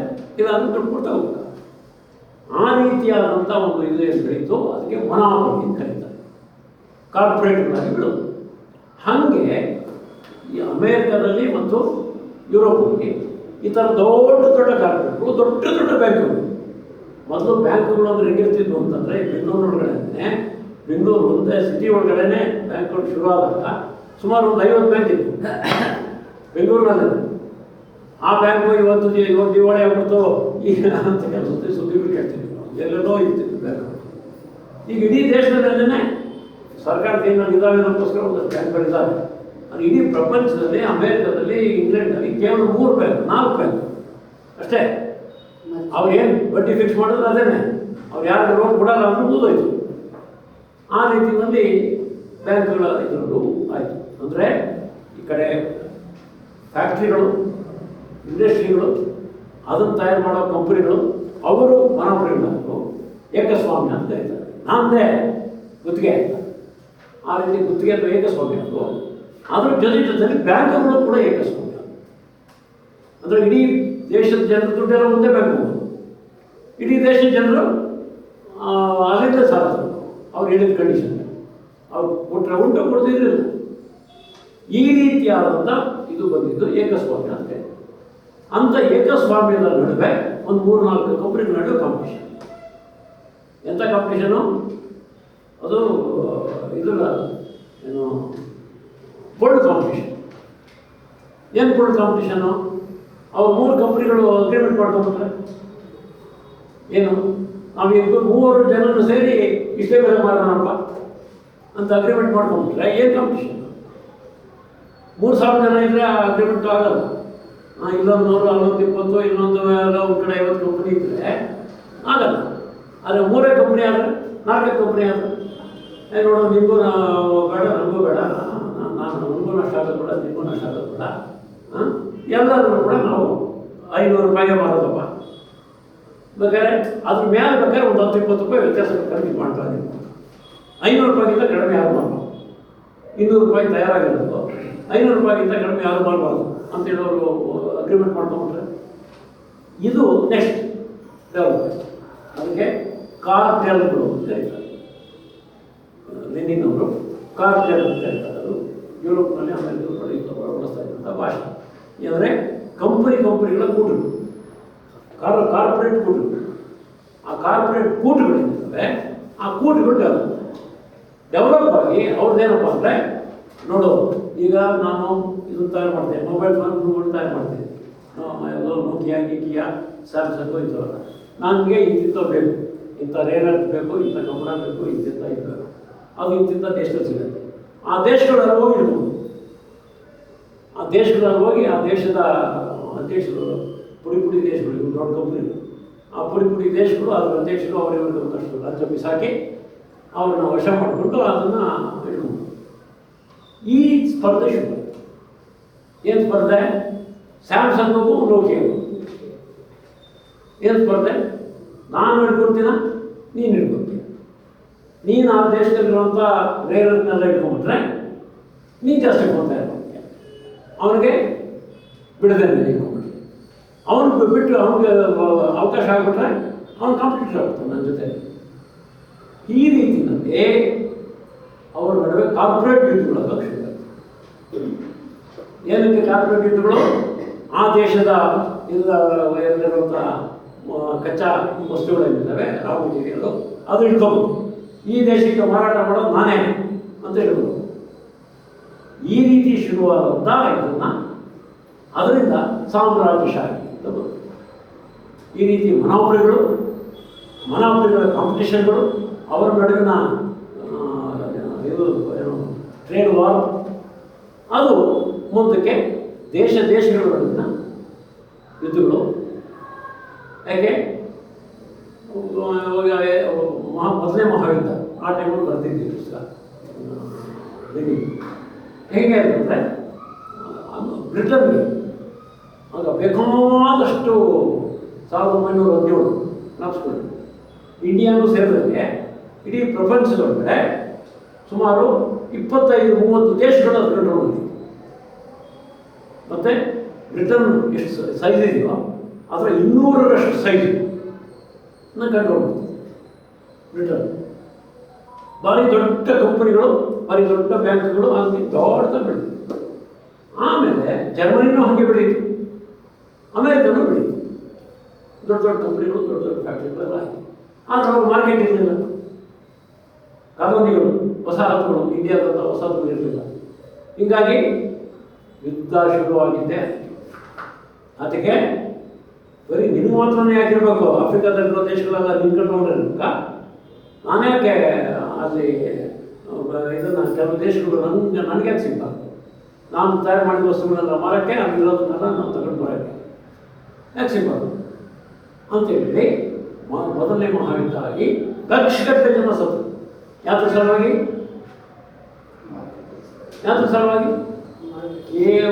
ಕೇವಲ ಈ ದೊಡ್ಡ ಕಾರ್ಪೊರೇಟ್ಗಳ, ದೊಡ್ಡ ಏಕಸ್ವಾಮ್ಯ ಮನೋಪರಿಗಳ ದುರ್ಲಾಭವಾಗಿ ಲಕ್ಷಗಟ್ಟಲೆ ಜನ ನನ್ನ ದೇಶಪ್ರೇಮ, ಮಹಾನ್ ದೇಶಪ್ರೇಮಿಗಳಲ್ಲ, ಆಯಿತಾ? ತಗೋ ಅವ್ರ ಮೇಲಿದ್ದ ಜರ್ಮನಿಯಿಂದ ಮೇಲೆ ಬ್ರಿಟನ್ನಿಂದ ಜರ್ಮನಿ ಮೇಲಿದ್ದ ಬ್ರಿಟನ್ನ ದೇಶಪ್ರೇಮ ತೋರ್ಸೋಕ್ಕೆ ಬ್ರಿಟನ್ನಿನ ಸಾಮಾನ್ಯ ಜನ, ಕಾರ್ಮಿಕರು, ಕೂಲಿಕಾರ ಸತ್ರು. ಜರ್ಮನಿ ಮೇಲೆ ದೇಶಪ್ರೇಮ ತೋರಿಸೋದಕ್ಕೆ ಜರ್ಮನಿಯ ಕಾರ್ಮಿಕರು ಸತ್ರು. ಈ ರೀತಿಯಾಗಿ ಮೊದಲನೇ ಮಹಾಯುದ್ಧ ಆಗಿದ್ದು, ಎರಡನೇ ಮಹಾಯುದ್ಧ ಆಗಿದ್ದು ಹಾಗೆ. ಅದು ಕೂಡ ಜರ್ಮನಿಯೇ. ಯಾಕೆ? ಜರ್ಮನಿಗೆ ಮೊದಲನೇ ಮಹಾಯುದ್ಧ ಆದ್ಮೇಲೆ ಕೂಡ ವಸಾಹತು ಸಿಗಲಿಲ್ಲ.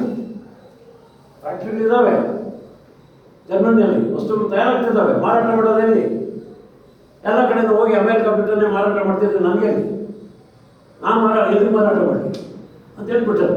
ಅದಕ್ಕೆ ಯುದ್ಧ.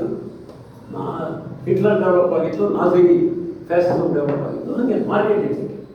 ಅದೇ ರೀತಿಯಲ್ಲೇ ಇವಾಗ ಟ್ರಂಪ್ ಡೆವಲಪ್. ಅದೇ ರೀತಿಯಲ್ಲೇ ಅಮೇರಿಕದ ಕೈಗಾರಿಕೆಗಳು ದೊಡ್ಡ ದುಸ್ಥಿತಿಗಳಿದ್ದವು. ಯಾತಕ್ಕೆ? ಅಮೇರಿಕದೊಳಗಡೆ ಭಾಳ ಜನ ಬಡವರು ಇದ್ದಾರೆ. ಅಮೇರಿಕದಲ್ಲಿ ತಯಾರಾದಂಥ ವಸ್ತುಗಳನ್ನು ಕೊಂಡ್ಕೊಳ್ಳೋಕ್ಕೆ ಅವ್ರ ಹತ್ರ ಶಕ್ತಿ ಇಲ್ಲ. ಅದನ್ನು ಬೇರೆ ಕಡೆ ಇರುವಂಥ ಪ್ರಪಂಚದ ಎಲ್ಲ ಕಡೆ ಮಾರಿ ಅಲ್ಲಿ ಕಾರ್ಪೊರೇಟ್ಗಳು ಲಾಭ ಮಾಡ್ಕೋಬೇಕು. ಮತ್ತು ಅಮೇರಿಕದ ಕಂಪನಿಗಳು ಲಾಭ ತಯಾರಿಕೆ ಮಾಡಬೇಕು ಅಂತ ಹೇಳಿದಾಗ ಮೊಬೈಲ್ ಫೋನು, ಕಂಪ್ಯೂಟರ್ನ ರೇರ್ ಆಗಬೇಕು. ಆ ರೇರ್ ಅರ್ಥ ಇಡೀ ಪ್ರಪಂಚದಲ್ಲಿರೋ ರೇರ್ ಅರ್ಥದಲ್ಲಿ ಈಗ ಸದ್ಯಕ್ಕೆ 54% ಚೀನಾದಲ್ಲಿ ಮತ್ತು ಆ ಬೇರೆ ದೇಶಗಳಲ್ಲಿ ರೇರ್ ಅರ್ಥ ಇದ್ರೂ ಕೂಡ ಆ ರೀತಿ ಖನಿಜಗಳಿದ್ರೂ ಆ ಮಣ್ಣಿನಿಂದ ಖನಿಜಗಳನ್ನಾಗಿ ಪರಿವರ್ತಿಸಿ, ಅಂದರೆ ಕಬ್ಬಿಣದ ಅದನ್ನು ತಗೊಂಡು ಕಬ್ಬಣ ಮಾಡಿ ಬುಕ್ ಮಾಡ್ತಾರಲ್ಲ, ಆದರೆ ಮಾಡುವಂಥ ರೇರತ್ನಿಂದ ಇದು ಮಾಡುವಂಥ ತಂತ್ರಜ್ಞಾನ ಚೀನಾದ ಹತ್ರ ಮಾತ್ರನೇ ಇರುತ್ತೆ. ಅವರು ಡೆವಲಪ್ ಮಾಡಿದ್ದಾರೆ ಚೆನ್ನಾಗಿ. ಹೀಗಾಗಿ ಇಡೀ ಪ್ರಪಂಚದೊಳಗಡೆ ಎಲ್ಲಿ ರೇರತ್ನ ತೆಗೆದ್ರೂ ಕೂಡ, ಅಮೇರಿಕಾದಲ್ಲಿ ತೆಗೆದ್ರೂ ಕೂಡ ಅದು ಚೀನಾ ಅದನ್ನು ಸಂಸ್ಕರಿಸಿ ಇದು ಮಾಡೋದು. 90% ಹೆಚ್ಚು ರೇರತ್ತು ಚೀನಾದಲ್ಲಿ ಸಂಸ್ಕರಣೆ ಆಗ್ತದೆ. ಹೀಗಾಗಿ ಇವ್ರಿಗೆ ಕುದೀತಾ ಇದ್ದಾರೆ. ಅದರ ಭಾಗವಾಗಿ ಅಮೇರಿಕದ ಕಂಪ್ನಿಗಳಿಗೆ ಲಾಸ್ ಆಗ್ತಾ ಇದ್ದಾವೆ. ಅಮೇರಿಕದ ಕಂಪ್ನಿಗಳು ಮುಚ್ಚೋಗುವಂಥ ಲಾಸ್ ಅನ್ನೋದಕ್ಕೆ ದುರ್ಲಾಭ ಕಡಿಮೆ ಆಗ್ಬಿಟ್ಟಿದೆ, ಮುಚ್ಚೋಗೋ ಪರಿಸ್ಥಿತಿನಲ್ಲಿದ್ದಾವೆ ಅನ್ನೋದನ್ನು ತಡ್ಕೊಳ್ಳೋಕ್ಕಾಗದೆ ಅವ್ರ ಜೊತೆ ಕಾಂಪಿಟೇಷನ್ನ ಸರಿಯಾದಂಥ ಆರೋಗ್ಯಕರವಾದಂಥ ರೀತಿಯಲ್ಲಿ ಮಾಡೋಕ್ಕೆ ತಯಾರಿದ್ದೇನೆ. ಈ ರೀತಿ ಇದಕ್ಕೆ ಹೇಳಿರೋದು. ಹಿಟ್ಲರ್ ಹೇಗೆ ನಾಜಿ ಇದನ್ನು ಮಾಡಿಕೊಂಡು ಬ್ರಿಟನ್ ಮೇಲೆ, ಫ್ರಾನ್ಸ್ ಮೇಲೆ ಇದ್ದು ನಿಮ್ಮ ಹತ್ರ ಯಾಕೆ ಇರಬೇಕು? ಹೊಸ ಹೊತ್ತು ಇಂಡಿಯಾ ಯಾಕೆ ನಿಮ್ಮ ಕಂಟ್ರೋಲ್ ಇರಬೇಕು? ಸೌತ್ ಆಫ್ರಿಕಾ ಯಾಕೆ ನಿಮ್ಮ ಕಂಟ್ರೋಲ್ ಇರಬೇಕು? ಯಾಕೆ ನೈಜೀರಿಯಾ, ಸುಡಾನ್ ಇವೆಲ್ಲ ನಿಮ್ಮ ಕಂಟ್ರೋಲ್ ಇರಬೇಕು? ನನಗೂ ಒಂದಷ್ಟು ಕೊಡ್ರಿ ಅಂತೇಳಿ ಕಿತ್ಕೊಳ್ಳೋಕ್ಕೆ ಹೋಗಿ ಯುದ್ಧ ಮಾಡೋಣ ಹಿಟ್ಲರು. ಅದೇ ಥರನೇ ನಾವು ಇವಾಗ ಇಡೀ ಪ್ರಪಂಚದ ಒಳಗಡೆ ಇರೋದೆಲ್ಲ ನನಗೇ ಬೇಕು ಅಂತ. ಇದಕ್ಕೆ ಸಾಮ್ರಾಜ್ಯಶಾಹಿ ಇದೆ. ಮತ್ತು ಯಾವಾಗ ಎಲ್ಲೆಲ್ಲಿ ಯಾವಾಗ ಸ್ವಾಮಿ ಬೆಳೆದು ಈ ಮೊನಾಪಲಿ ಕಾರ್ಪೊರೇಟ್ಗಳು ಬೆಳೆದು ಅದನ್ನು ಅವರ ಮಾರ್ಕೆಟ್ನ ಸ್ಪರ್ಧೆ ಮತ್ತು ರಾ ಮೆಟೀರಿಯಲ್ಸ್ಗಾಗಿ ಕಚ್ಚಾಟ, ಅದರಿಂದಾಗಿ ಸಾಮ್ರಾಜ್ಯಶಾಹಿ ಸರ್ಕಾರಗಳು ಸಾಮ್ರಾಜ್ಯಶಾಹಿಯಾಗಿ ಆ ಸಾಮ್ರಾಜ್ಯಶಾಹಿಯಾಗಿ ಯುದ್ಧಗಳು ಮಾಡಿದ್ವು. ಅದೇ ರೀತಿ ಯುದ್ಧಗಳು ಇವಾಗ ಮಾಡೋಕ್ಕೆ ಹೊರಟಿದ್ರು. ಇದು ಎಲ್ಲಿವರೆಗೆ ಈ ಸಾಮ್ರಾಜ್ಯಶಾಹಿ ಇರ್ತದೋ, ಎಲ್ಲಿವರೆಗೆ ಈ ರೀತಿ ಮೊನಾಪಲಿ ಇರ್ತದೋ ಅಲ್ಲಿವರೆಗೂ ಯುದ್ಧ ತಪ್ಪಿದ್ದಲ್ಲ. ಯುದ್ಧ ಇಲ್ಲದೆ ಮೊನಾಪಲಿ ಉಳಿಯೋದು. ಯಾಕೆ? ಸ್ಪರ್ಧೆನೇ ಅಲ್ಲ. ನಾನು ತಯಾರು ಮಾಡ್ತೀನ ಜಾಸ್ತಿ, ನೀನು ಜಾಸ್ತಿ ತಯಾರು ಮಾಡ್ತೀಯ. ನಾನು ಜಾಸ್ತಿ ತಯಾರು ಮಾಡಿದ್ರೆ ಮೊಬೈಲ್ ಫೋನ್ ನನ್ನ ಲಾಭ. ನಾನು ಜಾಸ್ತಿ ಮೊಬೈಲ್ ತಯಾರು ಮಾಡಬೇಕು, ಮತ್ತು ಅದರಿಂದ ಲಾಭ ಬರಬೇಕು ಅಂದರೆ ಈ ಕಡೆ ಮಿತ್ರರು ಸಿಗಬೇಕು, ಇಳ್ಕೋಬೇಕು, ಎಲ್ಲೆಲ್ಲಿ ಸಿಗುತ್ತೆ ಅದನ್ನೆಲ್ಲ ಹೋಗಿ, ಮತ್ತು ಇನ್ನೊಂದು ಕಡೆಗೆ ಇದನ್ನು ಮಾರ್ಕೆಟ್, ಈ ಕಡೆ ಕಚ್ಚಾ ಮೆಟೀರಿಯಲ್ ಇಟ್ಕೋಬೇಕು, ಇನ್ನೊಂದು ಕಡೆಗೆ ಮಾರ್ಕೆಟ್. ಅದಕ್ಕಾಗಿ ಇಲ್ಲ. ಅದನ್ನೇ ಲೆನಿನ್ ಅವರು ಬರೆದಿರೋದನ್ನು ಇಲ್ಲಿ 4 ಕೊನೆ ಒಳಗಡೆ 3 ಪ್ಯಾರಾದಲ್ಲಿ ಹೇಳಿದ್ದೀನಿ ನಾನು. ಅದು ಕೇವಲ 4 ವರ್ಷ ಮಾತ್ರ ನನಗೆ ಹೇಳಿರೋದು. ಅದು ನಾನು ಇವಾಗ ಏನು ವಿವರಿಸಿದ್ದೀನಿ ಅದೆಲ್ಲರೂ ಕೂಡ ಇನ್ನೂ ಡಿಟೇಲ್ ಆಗಿರಲಿ ಇದೆ. ಅದರಿಂದಾಗಿ ಪ್ರಶ್ನೆ ಇರೋದು ಏನಂತ ಹೇಳ್ತಾರೆ ಅವರು, ಕಚ್ಚಾ ಪದಾರ್ಥಗಳ ಮೂಲಗಳಿಗಾಗಿ ಸ್ಪರ್ಧೆಯೂ ಭೇಟಿಯೂ ಅಷ್ಟೇ ಹೆಚ್ಚು ಉಗ್ರವಾಗುತ್ತದೆ. ಮೊದಲನೇ ಪ್ಯಾರದ 2ನೇ ವಾಕ್ಯ, ಅಷ್ಟೇ ಹೆಚ್ಚು ಉಗ್ರವಾಗುತ್ತದೆ. ಮತ್ತು ಕೊಟ್ಟ ಕೊನೆಯ ತುಂಡಿಗಾಗಿ ಉಗ್ರ ಹೋರಾಟದಲ್ಲಿ ತೊಡಗುತ್ತವೆ. ಆಯಿತಾ? ವೆನಿಜುವೆಲಾ ಅನ್ನುವಂಥ ಕೊಟ್ಟ ಕೊನೆಯ ತುಂಡಿಗಾಗಿ ಉಗ್ರ ಹೋರಾಟದಲ್ಲಿ ತೊಡಗುತ್ತವೆ ಅನ್ನೋ ರೀತಿ ಇದೆ. ಮತ್ತು ಈಗ ಎಲ್ಲೆಲ್ಲಿ ಏನೇನು ಸಿಗುತ್ತೆ ಅಂತ ಗೊತ್ತಾಗಿದೆ. ಅದು ಮಾತ್ರ ಅಲ್ಲ, ಏನೂ ಸಿಗಲ್ಲ, ಇಲ್ಲಿವರೆಗೂ ಗೊತ್ತಿಲ್ಲ ಅದೇನಾದ್ರು ಇದೆಯಾ ಅಂತ. ಅದನ್ನು ಇಟ್ಕೊಳಕ್ಕೆ ಗೊತ್ತಾಗ್ತದೆ. ಯಾಕೆ? ಮುಂದಕ್ಕೆ ಏನಾದರೂ ಸಿಕ್ಬಿಟ್ರೆ, ಏನಾದ್ರು ಸಿಕ್ಬಿಟ್ರೆ ಆಮೇಲೆ ಅದು ಇನ್ನೊಬ್ರು ಕೈಗೆ ಹೋಗ್ಬಿಟ್ರೆ, ನಮ್ಮ ಕೈ ಮೇಲೆ ಇರ್ಬೋದು, ಇನ್ನೊಬ್ರು ಕೈಗೆ ಹೋಗ್ಬಿಟ್ರೆ ಅಕಸ್ಮಾತ್ ಅದೇನಾದ್ರು ರೇರ್ ಸಿಕ್ಬಿಟ್ರೆ ಆಮೇಲೆ ಅದು ಖಾಲಿ ಜಾಗವೇ ಬಿಡೋದು. ಸಮುದ್ರದ ಕೆಳಗಡೆ ಪೆಟ್ರೋಲ್ ಐತೆ, ಸಮುದ್ರದ ಕೆಳಗಡೆ ಅದಿದೆ ಇದಿದೆ ಅದರ ತಿಳ್ಬಿಟ್ಟು ಏನೇನು ಹೇಳ್ತಿರ್ತಾರೆ ಕನ್ನಡಿ. ಅದು ಬೇಕು. ಈ ರೀತಿಯಾಗಿ ಚೀನಾ ಇಲ್ಲಿವರೆಗೂ ಕೂಡ ವ್ಯವಹರಿಸಿಕೊಂಡು ಬರ್ತಾ ಇದ್ದಂಥ ಸೌತ್ ಚೀನಾ ಸಿ, ಹಾಗೆಯೇ ಈಸ್ಟ್ ಚೈನಾ ಸಿ ಅಂದರೆ ಚೀನಾದ ಗಡಿ ಭಾಗದಲ್ಲಿರುವಂಥ ಸಮುದ್ರ, ಅದನ್ನ ಇಟ್ಕೋಬೇಕು ಅಂತ ಹೇಳ್ಬಿಟ್ಟು ಅದು ಚೀನಾದ ಕೈಯಿಂದ ತಪ್ಪಿಸ್ಬೇಕು, ಚೀನಾದ ಕೈಗೆ ಸಿಗಬಾರ್ದು ಅಂತ ಹೇಳ್ಬಿಟ್ಟು ದೊಡ್ಡ ಯುದ್ಧಗಳನ್ನ ಬೇರೆ ಇಟ್ಕೊಂಡು ಮಾಡ್ತಿದ್ದಾರೆ. ತೈವಾನು, ಫಿಲಿಪೈನ್ಸು, ಜಪಾನು ಇಟ್ಕೊಂಡು ಅದ್ರ ಮೇಲೆ ಪ್ರಯತ್ನಗಳು ಮಾಡ್ತಿದ್ದಾರೆ. ಹೀಗೆ ಸಮುದ್ರನೂ ಬಿಡಲ್ಲ, ಭೂಮಿನಂತೂ ಮೊದಲೇ ಬಿಡುತ್ತೆ. ಅದು ಬಂಜರು ಭೂಮಿಯಾಗಿ ಮರುಭೂಮಿಯಾಗಿ ಏನೊಂದು ಇಂಡಸ್ಟ್ರಿ ಬೆಳೆಯಲ್ಲವನ್ನು ಅದು ಬೇಕು. ಅದು ಇವಾಗ ನಡೀತಾ ಇರುವಂಥ ಉಗ್ರವಾದಂಥ ಸ್ಪರ್ಧೆ, ಒಂಥರ ಅಮಾನುಷವಾದಂಥ ಸ್ಪರ್ಧೆ ಅನ್ನುವಂಥ ಪ್ರಶ್ನೆ. ಹೀಗಾಗಿ ಇನ್ನೊಂದು ಪ್ರಶ್ನೆ ಅಂದರೆ ಈ ದೇಶಗಳಲ್ಲಿ ಯಾವುದು ಇಷ್ಟು ದೊಡ್ಡ ಪ್ರಮಾಣದಲ್ಲಿ ಕೈಗಾರಿಕೆಗಳು ಬೆಳೆದಿರ್ತಾವೆ, ಆ ಕೈಗಾರಿಕೆಗಳು ಬೆಳೆದಿರುವಂಥ ದೇಶಗಳಲ್ಲಿ ಅಲ್ಲಿಯ ದುಡಿಯುವ ಜನರಿಗೆ, ಕಾರ್ಮಿಕರಿಗೆ, ಕೂಲಿಗಾರರಿಗೆ ಅತಿ ಕಡಿಮೆ ಕೂಲಿ ಕೊಡೋದ್ರಿಂದಲೇ ಇವರು ಅತಿ ಹೆಚ್ಚು ಲಾಭ ಆಗೋದು. ಅತಿ ಕಡಿಮೆ ಕೂಲಿ ಕೊಡೋದ್ರಿಂದ, ಅತಿ ಕಡಿಮೆ ಬೆಲೆ ಕೊಡೋದ್ರಿಂದ ರೈತರಿಗೆ ಅತಿ ಹೆಚ್ಚು ಲಾಭ ಆಗೋದು. ಹಂಗಾಗಿ ರೈತರಲ್ಲ ತೃಪ್ತಿ, ಕಾರ್ಮಿಕರಲ್ಲ ತೃಪ್ತಿ ಬೆಳೆಯುತ್ತೆ. ಆ ಕಾರ್ಮಿಕರಲ್ಲಿ, ರೈತರಲ್ಲಿ ಆ ತೃಪ್ತಿ ಬೆಳೆದ್ರೆ ಏನು ಮಾಡಬೇಕು? ಅದಕ್ಕೆ ಆ ಕಾರ್ಮಿಕರ ತೃಪ್ತಿಯನ್ನು ತಪ್ಪಿಸೋದಕ್ಕೆ ಕೂಡ ಈ ರೀತಿ ಸಾಮ್ರಾಜ್ಯವಾಗಿ ಪ್ರಯೋಜನ ಆಗುತ್ತೆ. ಅಂದರೆ ಬೇರೆ ಉದ್ದೇಶ ನಾವು ಇಟ್ಕೊಂಡು ಇಲ್ಲಿರೋ ಗೌರ್ಮೆಂಟ್ ನೀವು ಅಲ್ಲಿಗೆ ಹೋಗ್ರಿ, ಅಲ್ಲೋಗಿ ಗಣಿ ಮಾಡಿ ಅಲ್ಲಿ ಹೋಗಿ ಫ್ಯಾಕ್ಟ್ರಿ ಅಂತಬಿಟ್ಟು ಅಮೇರಿಕಾದಿಂದ ಒಂದಷ್ಟು ಜನ ನಾನು ಕಳಿಸ್ಬಿಟ್ರೆ ಅವಾಗ ಒಂದು ಸ್ವಲ್ಪ ತೃಪ್ತಿ ಕಡಿಮೆ ಆಗುತ್ತಾ? ಅದಕ್ಕೂ ಪ್ರಯೋಜನ. ಮತ್ತು ಇನ್ನೊಂದೇನು, ಆ ರೀತಿಯಾಗಿ ಅತೃಪ್ತಿ ಬೆಳೀತದೆ ಅಂತ ಇಟ್ಕೊಂಡು, ಆ ರೀತಿ ಅತೃಪ್ತಿ ಬೆಳೆದ್ರೆ ಮರ್ತನ ಇವತ್ತು ಇದರಲ್ಲಿ ವಲಸೆ ಕಾರ್ಮಿಕರ ವಿರುದ್ಧ ಇಷ್ಟು ಕೆಟ್ಟ ಕಾರ್ತಿದ್ದಾರೆ. ಅಮೇರಿಕದ ಪ್ರಜೆಗಳನ್ನ ಮೊನ್ನೆ ಒಬ್ಬ ಮಹಿಳೆನ ಗೊತ್ತಾಗ್ತದೆ, ದಾರಿನಲ್ಲಿ ಹೋಗ್ತಾ ಇದ್ದಾರೆ, ನೀನು ವಲಸೆ ಕಾರ್ಮಿಕರು ಅಂತೇಳಿ ಇಲ್ಲ ನಾನಲ್ಲ ಅಂತ ಹೇಳ್ತಾ ಇರೋದೇನು ಒಂದು ಹೊಡೆದೇ ಹೌದಾ ಅಲ್ಲ ಅಂತ ಚೆಕ್ ಮಾಡೋದು, ವೆರಿಫೈ ಮಾಡೋದು ಏನಿಲ್ಲ. ಹೇಗೆ ಅಂದರೆ ಇದು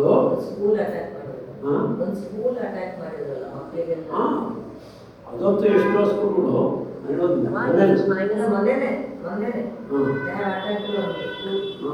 ಮಾಡಿರ್ತಾರೆ.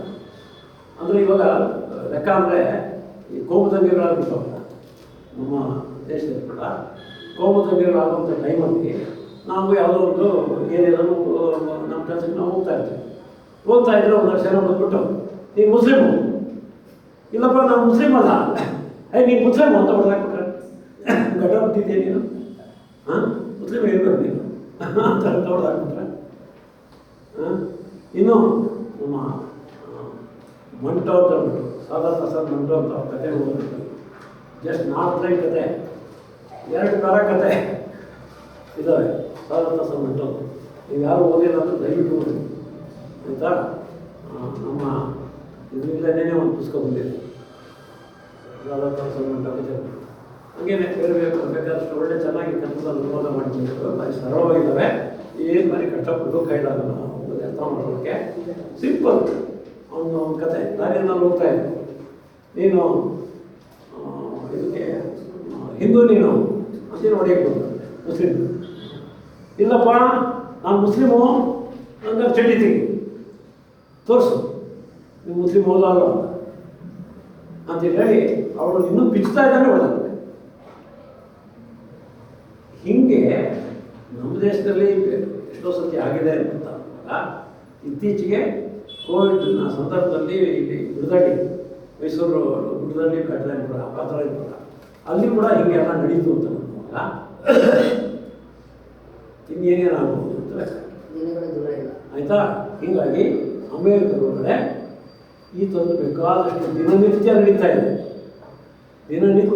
ಇದೆ. ಸಾವಿರಾರು ಜನರನ್ನ ಇದಕ್ಕೆ ಹಾಕಿದ್ದಾರೆ. 60,000ಕ್ಕಿಂತ ಹೆಚ್ಚು ಜನ ಇನ್ನು ಬೇರೆ ದೇಶ ಅನ್ನೋಂಥ ಇದನ್ನು ತಗೊಂಡು ಜೈಲಿಗೆ ಹಾಕಿದ್ದಾರೆ. ಆ ದೇಶದವ್ರನ್ನ ಆ ದೇಶಕ್ಕೆ ವಾಪಸ್ ಕಳ್ಕೊಡೋದು ಅಂತ ಕಳಿಸೋದ್ರಲ್ಲ ಇಂಡಿಯಾಕ್ಕೆ, ಕೈ ಕೂಡ ಕಳಿಸಿ ಸರ್ವೆ ಆ ರೀತಿ ಬೇರೆ ಬೇಕಾದಷ್ಟು ದೇಶಗಳು ಕಳಿಸಿದ್ದಾರೆ. ಇದು ಕೂಡ ಇದರ ಭಾಗ. ಆ ಸಾಮ್ರಾಜ್ಯವಾಗಿ ಇದು ಇಲ್ಲದೇ ನಡೆಯಲ್ಲ.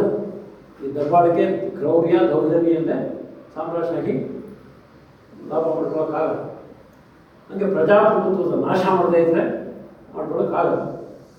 ಇದು ಇದರ ಒಟ್ಟು ಸಾರಾಂಶ.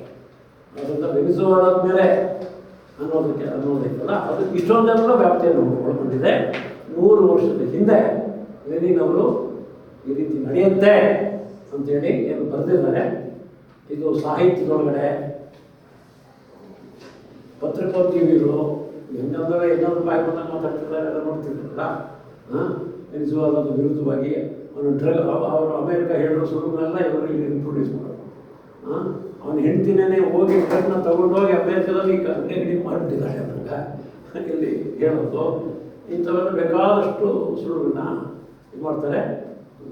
ಅಲ್ಲೇ ಎದುರುಗಡೆನೇ ಅಮೇರಿಕದ ಡಾಕ್ಯುಮೆಂಟ್ಗಳಲ್ಲೇ ಸಾಕ್ಷಿ ಇದೆ. ಅವ್ರು ಎಂದೂ ಡ್ರಗ್ ಮಾರಾಟ ಮಾಡಿದವರಲ್ಲ, ಡ್ರಗ್ಗೂ ವೆನಿಜುವೆಲಾಗೂ ಸಂಬಂಧ ಇಲ್ಲ. ಅಂದರೆ ಅಮೇರಿಕಾದವರನ್ನೇ, ಯುರೋಪ್ನವರನ್ನೇ ಜಸ್ಟ್ ಒಂದು 6 ತಿಂಗಳಿಂದ 1 ವರ್ಷದಿಂದ ರಿಪೋರ್ಟ್ ತಯಾರು ಮಾಡೋರು ಇಡೀ ಪ್ರಪಂಚದಲ್ಲಿ ಎಲ್ಲೆಲ್ಲಿ ಎಷ್ಟು ದೊಡ್ಡ ಪ್ರಮಾಣದಲ್ಲಿ ಡ್ರಗ್ಸ್ ದಂಧೆ ನಡೀತಾ ಇದೆ. ಅದರಲ್ಲಿ ವೆನಿಜುವೆಲಾ ಬಗ್ಗೆ ಒಂದೇ ಒಂದು ವಾಕ್ಯ ಇಲ್ಲ. ಯುರೋಪ್ನವ್ರು ತಯಾರು ಮಾಡಿರೋ ರಿಪೋರ್ಟ್ ಇಡೀ ಪ್ರಪಂಚದಲ್ಲಿ ಎಲ್ಲೆಲ್ಲ ನಡೆಯುತ್ತೆ ಅಂತ ವೆನಿಜುವೆಲಾ ಬಗ್ಗೆ ಒಂದು ವಾಕ್ಯ 6 ತಿಂಗಳಿಂದ.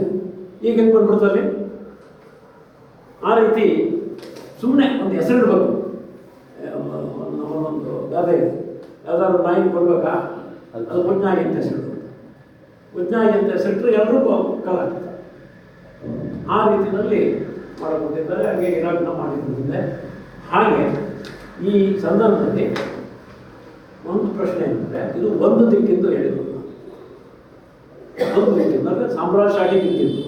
ಸಾಮ್ರಾಜ್ಯಶಾಹಿ ಹೆಂಗೆ ಬೆಳೆಯುತ್ತೆ, ಯಾವ ರೀತಿ ಕ್ರೂರವಾಗಿರ್ತದೆ, ಹೆಂಗೆ ಯುದ್ಧಗಳಿಗೆ ಕಾರಣ ಆಗುತ್ತೆ. ಅದರ ಆಪೋಸಿಟ್ ಏನಂದರೆ, ಈ ಸಾಮ್ರಾಜ್ಯಶಾಹಿ ಬೆಳವಣಿಗೆನೇ, ಆ ಬೆಳವಣಿಗೆಯ ಇಷ್ಟು ಜೋರಾಗಿ ಬೆಳೆದು ಭಾರಿ ದೊಡ್ಡ ಪ್ರಮಾಣದಲ್ಲಿ ಜನರಿಗೆ ಕಷ್ಟ ನಷ್ಟಗಳನ್ನು ಉಳಿದಾಗ, ಸಂಕಟಗಳನ್ನು ಉಳಿದಾಗ, ಯುದ್ಧಗಳನ್ನು ಮಾಡಿದಾಗಲೇ ರಷ್ಯನ್ ಕ್ರಾಂತಿ. ಯುದ್ಧ ಬೇಡ ನಿಲ್ಲಿಸ್ರಿ, ಯಾತಕ್ಕೋಸ್ಕರ ಯುದ್ಧ? ನೋವಾ ಓನ್ಲಿ ಪೀಸ್ ಅಂತಲೇ ರಷ್ಯನ್ ಕ್ರಾಂತಿ. ಮತ್ತೆ ಬ್ರೆಡ್, ಊಟಕ್ಕೆ ಇಲ್ಲ, ಊಟ ಕೊಡಿ ಫಸ್ಟ್, ಮತ್ತೆ ಯುದ್ಧ ನಿಲ್ಲಿಸಿ ಅಂತ ಹೇಳಿ ಬೇರೆ ದೇಶ. ಇದು bread and land, bread land and peace, ಅಥವಾ ಪೀಸ್ ಬ್ರೆಡ್ ಆ್ಯಂಡ್ ಲ್ಯಾಂಡ್ ಅಂತೇಳಿ ರಷ್ಯಾದ ಕ್ರಾಂತಿ ಆಗಿದೆ. ಅಂದರೆ ಇದರಿಂದ ರೋಸಿ ಹೋಗುವ ಜನ ಅವ್ರಿಗೆ ಏನಿದು ಸಾಮ್ರಾಜ್ಯಶಾಹಿ, ಏನಿದು ಬಂಡವಾಳಶಾಹಿ, ಏನಿದು ಶೋಷಣೆ ಅನ್ನೋಂಥ ತಿಳುವಳಿಕೆನೂ ಬೆಳೀತದೆ. ಅವರು ಒಗ್ಗಟ್ಟಾಗ್ತಾರೆ, ಒಗ್ಗಟ್ಟಾಗಿ ಇದನ್ನು ವಿರೋಧ ಮಾಡ್ತಾರೆ ಅಂತ ಹೇಳುವಂಥ ಅರ್ಥ. ಹಾಗೆ ಮೊದಲನೇ ಮಹಾಯುದ್ಧ, ಎರಡನೇ ಮಹಾಯುದ್ಧದ ನಂತರವೇ ಚೀನಾದ ಕ್ರಾಂತಿ ಆಗಿತ್ತು. ಆಯಿತಾ? ಎರಡನೇ ಮಹಾಯುದ್ಧದ ನಂತರವೇ ಯುರೋಪಿನ 10 ದೇಶಗಳಲ್ಲಿ ಎಡಪಂಥೀಯ ಕಮ್ಯುನಿಸ್ಟ್ ಪಕ್ಷದ ಆಡಳಿತ ಸರ್ಕಾರಗಳು ಬಂದಿತ್ತು. ಎರಡನೇ ಮಹಾಯುದ್ಧ ಅಂದರೆ ಅರ್ಥ ಏನಂದರೆ, ಈ ಕಡೆ ಸಾಮ್ರಾಜ್ಯಶಾಹಿ ಇಷ್ಟೊಂದೆಲ್ಲರೂ ಕೂಡ ಕ್ರೂರವಾಗಿ ಬೆಳಗೊಳ್ಳುತ್ತೆ, ಜನ ಸುದ್ದಿರಲ್ಲ. ನ್ಯೂಯಾರ್ಕ್ನಲ್ಲಿ ಒಬ್ಬ ಮೇಯರ್ ಗೆಲ್ಸ್ಬಿಡ್ತಾರೆ. ಆಯಿತಾ? ಹಂಗೆ ನ್ಯೂಯಾರ್ಕ್ನಲ್ಲಿ ಮೇಯರ್ ಕಳಿಸ್ತಾನೆ, ಇನ್ನೊಂದು 10 ಸಿಟಿಗಳನ್ನು ಗೆಲ್ಸ್ಬಿಟ್ರೆ ಅನ್ನೋ ರೀತಿಯಲ್ಲಿ ತಿರುಗಿಬಿಡ್ತದೆ. ಇಲ್ಲಾಂದರೆ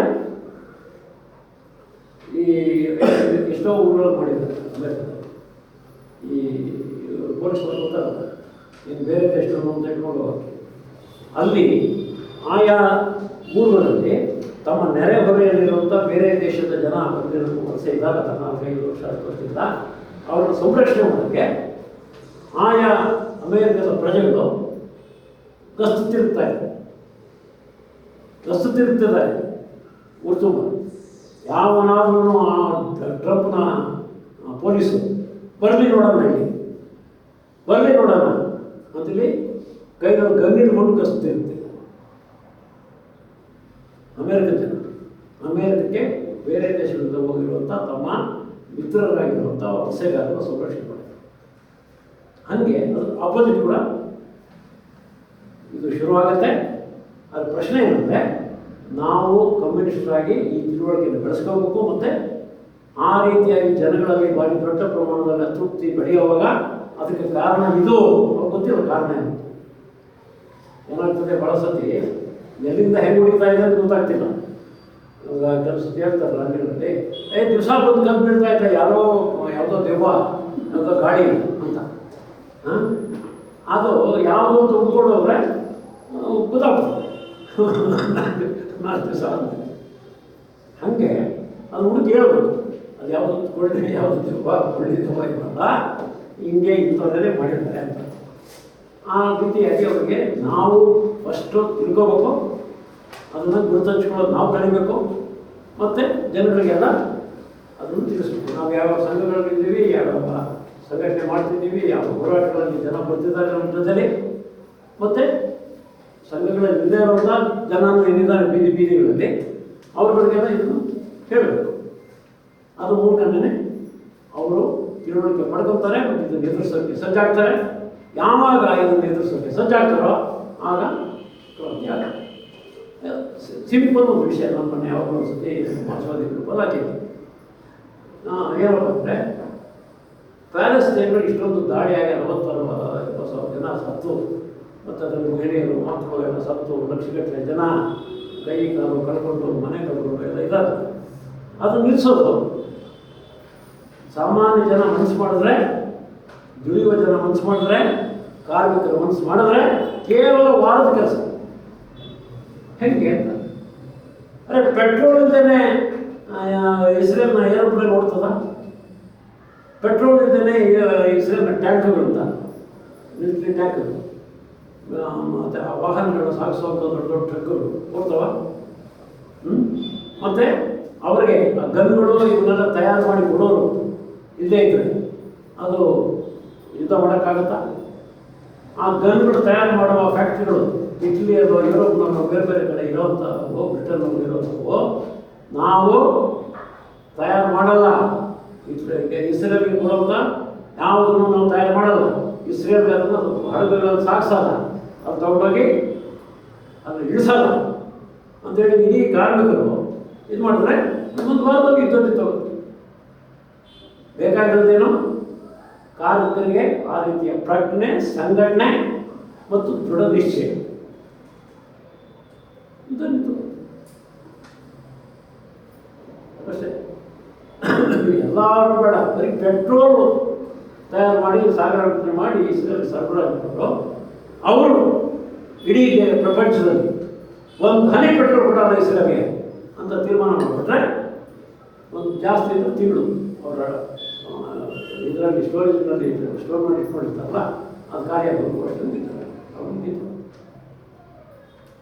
ಹಂಗಾಗಿ ಅದನ್ನು ಲೆನಿನ್ ಅಂತ ಹೇಳಿದ್ರು ಈ ಸಾಮ್ರಾಜ್ಯ ಪೀಸ್, ಶಾಂತಿ. ಎಲ್ಲ ದೇಶದ ಕಾರ್ಮಿಕರೇ, ನಿಮ್ಮ ದೇಶದ ಬಂಡವಾಳಶಾಹಿಗಳ ಲಾಭಕ್ಕಾಗಿ, ಅವರ ದುರ್ಲಾಭಕ್ಕಾಗಿ ಪ್ರಾಣ ಬಿಡಬೇಡ್ರಿ, ನೀವು ಅವ್ರಿಗೆ ಸಹಕಾರ ಕೊಡಬೇಡ್ರಿ, ಯುದ್ಧದ ಶಸ್ತ್ರಾಸ್ತ್ರಗಳ ತಯಾರು ಮಾಡಬೇಡ್ರಿ ಅಂತ. ಆದರೆ ಆ ದೇಶಗಳ ಕಾರ್ಮಿಕರು ಅವಾಗ ಇದು ಮಾಡಿದ್ದಾರೆ, ಸ್ಪಂದಿಸಲಿಲ್ಲ. ನಾನು ಜರ್ಮನ್ ದೇಶಭಕ್ತ, ನಾನು ಬ್ರಿಟಿಷ್ ದೇಶಭಕ್ತ ಅಂತೇಳಿ ಒಬ್ಬರೊಬ್ಬರು ಒಂದುಕೊಂಡು ಸತ್ರು ಅಂತ. ಆದರೆ ರಷ್ಯಾದ ಕಾರ್ಮಿಕರು ಆ ತಿಳುವಳಿಕೆನ ಈ ಮೂಲಕ ಪಡ್ಕೊಂಡಿದ್ರು. ಅವರು ಯುದ್ಧವನ್ನು ಧಿಕ್ಕರಿಸಿ ಸಮಾಜವಾದಿ ಕ್ರಾಂತಿ. ಅದರಿಂದಾಗಿ ಆ ದಿಕ್ಕಿನ ಬೆಳವಣಿಗೆ ಐತೆ. ಕಮ್ಯುನಿಸ್ಟ್ ಕರ್ತವ್ಯನು ಅದರಲ್ಲಿ ಅಡಗಿದೆ.